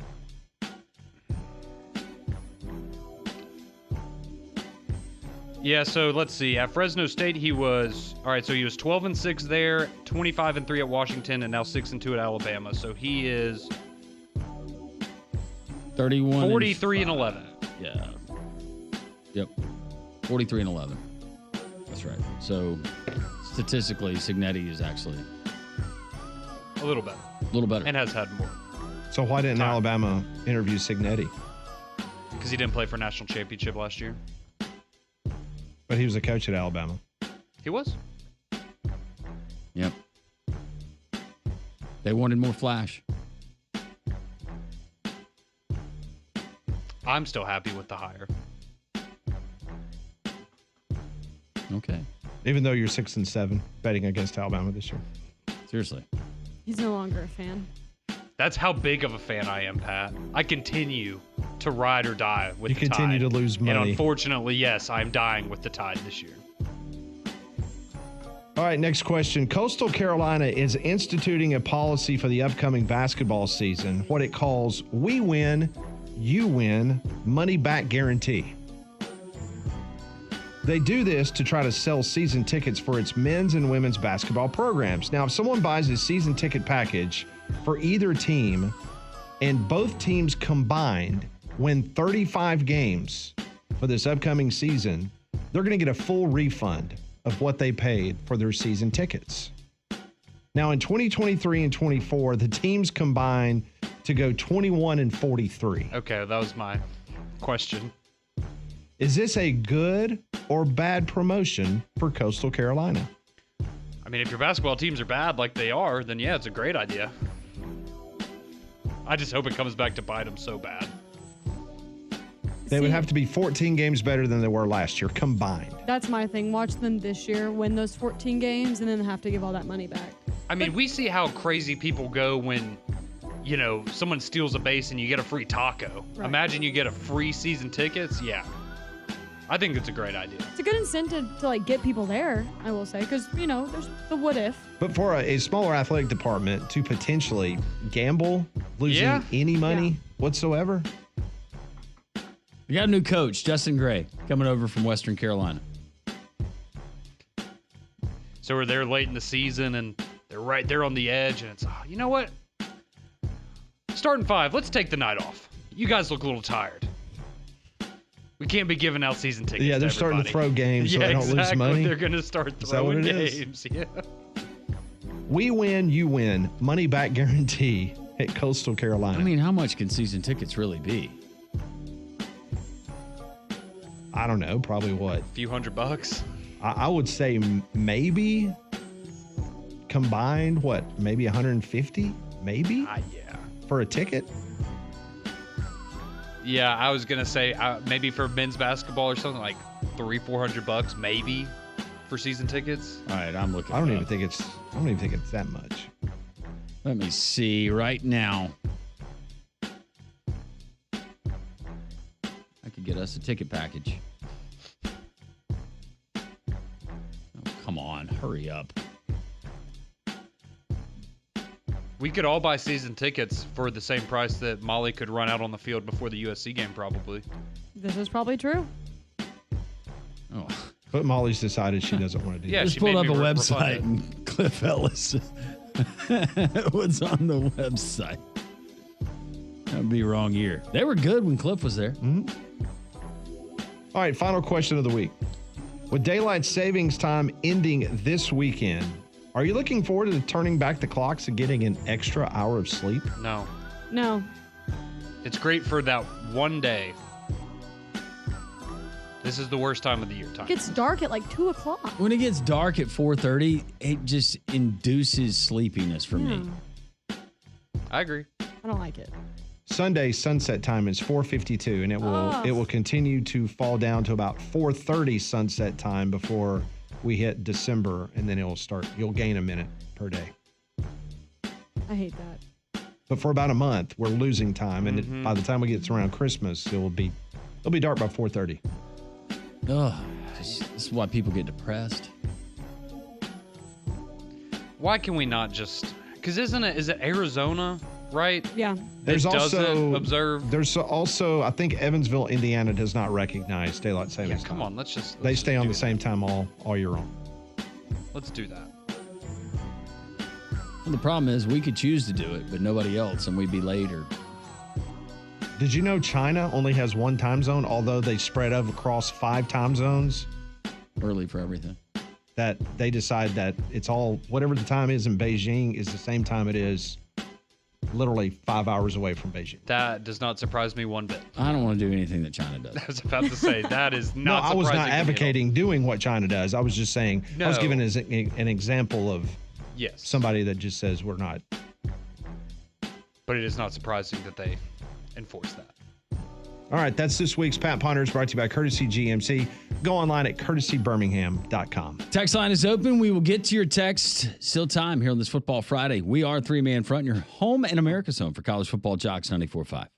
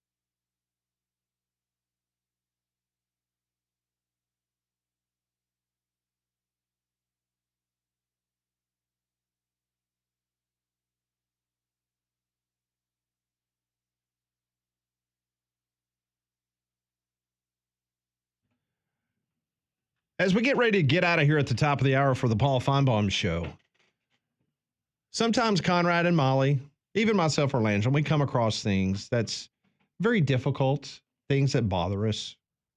But this is definitely the most, I don't know, it's been a while since we've had something this, what's the word I'm looking for, Conrad? Uplifting? No. Deplorable? Explosive's not the right word. No, we'll just let them, you just tell us the worst thing that you've seen. This is the worst thing I've seen. Been in quarantine and I need to get out and party. Woo! What's better than beach and a few drinks and Jeeps? Man, getting better than that. Law enforcement's definitely made their visitability and made people chill out and not be as crazy. The cops are doing their job as long as they don't be mean to people who are actually being innocent. Then I'm all gravy, baby. Well, it's been a while since we've had a worst thing I've seen involving an airplane. Landrum, this is typically your forte when it involves that aviation. And sharks. Yes, that and sharks. Whether it's a wheel falling off of a plane, a diarrhea on a plane, Yes, shark attack, whatever. We've had it all. People peeing on people. I don't think we've had that. Yeah, I don't think we've had this one before though. So we are going to go to Derby, Kansas, where last weekend Lovely airport. Yeah, well, okay. Where last Saturday, unfortunately, a Wichita woman passed away after walking into a airplane propeller. No. How? Just walk into that. That's a good question, Molly. So according to authorities with the Sedgwick County Sheriff's Office, this happened last Saturday at Cook Airfield in Derby, Kansas, around 2:40 in the afternoon. A 35-year-old woman by the name of Amanda Gallagher was taking pictures on the runway when she walked into the propeller and was critically injured. She was then transported to a local hospital where she unfortunately passed away. Cook Airfield did release a statement after the incident saying, quote, "Our hearts go out to the family and friends of the young lady who died yesterday after a tragic accident with an airplane propeller on Cook Airfield. I wasn't there when it happened, so I will not speculate on what could have or should have happened differently, but please keep her family, friends, and her Air Capital Drop Zone family in your prayers and thoughts." That is terrible. That happened here, well, not here in Birmingham, but Montgomery. Mm-hmm. Dang. So she was taking pictures, I guess she was just standing on the runway, and I get, and based on that comment that the airfield made, it made it seem like maybe she was a part of a skydiving group or some sort of Just something wondering if along those lines. This is one of the planes where the prop is actually the external prop, and not the turbine engine, which they can suck you into that with what those things have. But man, that's horrible. Yes. So certainly not good news, and not a way that any of us, I think, would like to pass away. So yeah, thoughts and prayers with the family of the woman who passed away in Kansas last weekend. So that is the worst thing that I've seen. Now I have a second story that's a little less. What, do you just sit around and look at bad stories? Yes. I am a sick and twisted human being. Trying to get off the fact that the Yankees lost the World Series and Alabama's not going to the college football playoff. Pat, I don't really have a whole lot else to do with my time now, do I? So this one, a little more uplifting, hopefully, maybe a little more humor in this one. So this one, we are actually going to go across the pond now for this part of the worst thing that I've seen. Neal's Yard Dairy in London is one of the largest cheese manufacturers over there. They specialize in a premium cheddar that apparently is very popular. Well, apparently, recently, they noticed that they had $400,000 worth of their cheddar cheese stolen from them by somebody acting like a supplier for the dairy yard. 400,000, that's a lot of cheddar. That it certainly is. So we have a post on Instagram that details some of the events. This was posted by Jamie Oliver, who is a celebrity chef over in Britain. So he posted on his Instagram, The Great Cheese Robbery.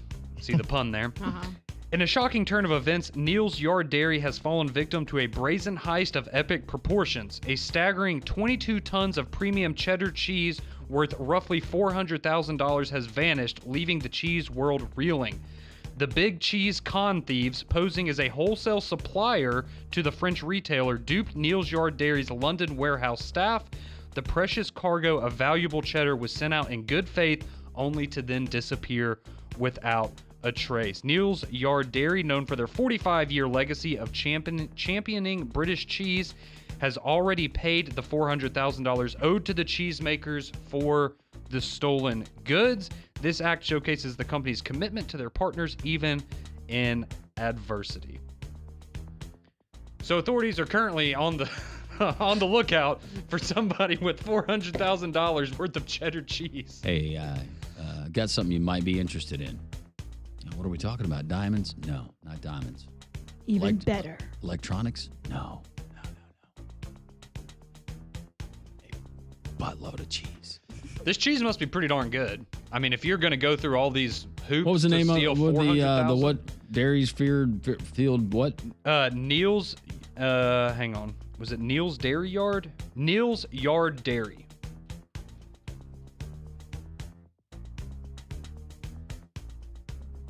Can't say I've ever heard of. This kind of reminds me of the do we remember the lunch lady that was stealing the chicken wings? Yes, all the chicken. That's kind of what this reminds me of. Their website, I'm just looking at the pictures and they're all captioned. 22 tons of cheddar stolen from Neil's Yard Dairy. The next picture, work with us this Christmas. At least they're taking it in stride. We won't be able to pay you, unfortunately, but we would love the help. Amy's pumpkin, broccoli, and Colston Bassett salad recipe. Yeah, they have the Brightwell Ash, the Ducats, I can't pronounce it, the Devon Blue, the Westcombe Cheddar, and the Gooby. Oh, yeah, this is also part of the story. So cheddar cheese is, I don't think anybody's going to be surprised by this, it is the most popular cheese across the world. It is the most commonly used cheese. But so this theft has actually affected Neil's Yard Dairies, their ability to export their cheese to over 20 countries. So they have over 20 countries right now that in certain areas are going to be dealing with a cheddar cheese shortage because their supplier had it stolen from them. So I don't think the United States is one of those countries affected. You can get a Cheese of the Month subscription. How much? Oh, Jelly of the Month Club. Let's see.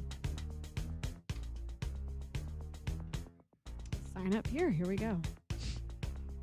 Oh, this is a tasting. Oh, I don't have time to go to a tasting. You don't? I just want a Cheese of the Month sent to me. I do the tasting. I'm still looking up propeller deaths in the United States per year. Apparently not that many. Oh, well, let's go look before the weekend. Oh, the computer in the Jock studio, we have searches for propeller deaths and meth streams. What was going on? You're not Friday? allowed to tell America what that stream is, by the way. Oh, yeah. We had people that were worried they're going to shut down the site after Adam Schefter posted that to 11 million people. By the way, we do have people asking what was the free pick on the air. It was the Vikings minus 5.5. 5.5. Vikings minus 5.5, 5, but he likes them by 2 touchdowns. That was fun. You guys going to enjoy your Friday night off? Very much so. What are y'all going to do? First in 10 weeks that we've had off. Yeah. All right. Well, you can tune in. We'll be kicking off at 7. If you're interested.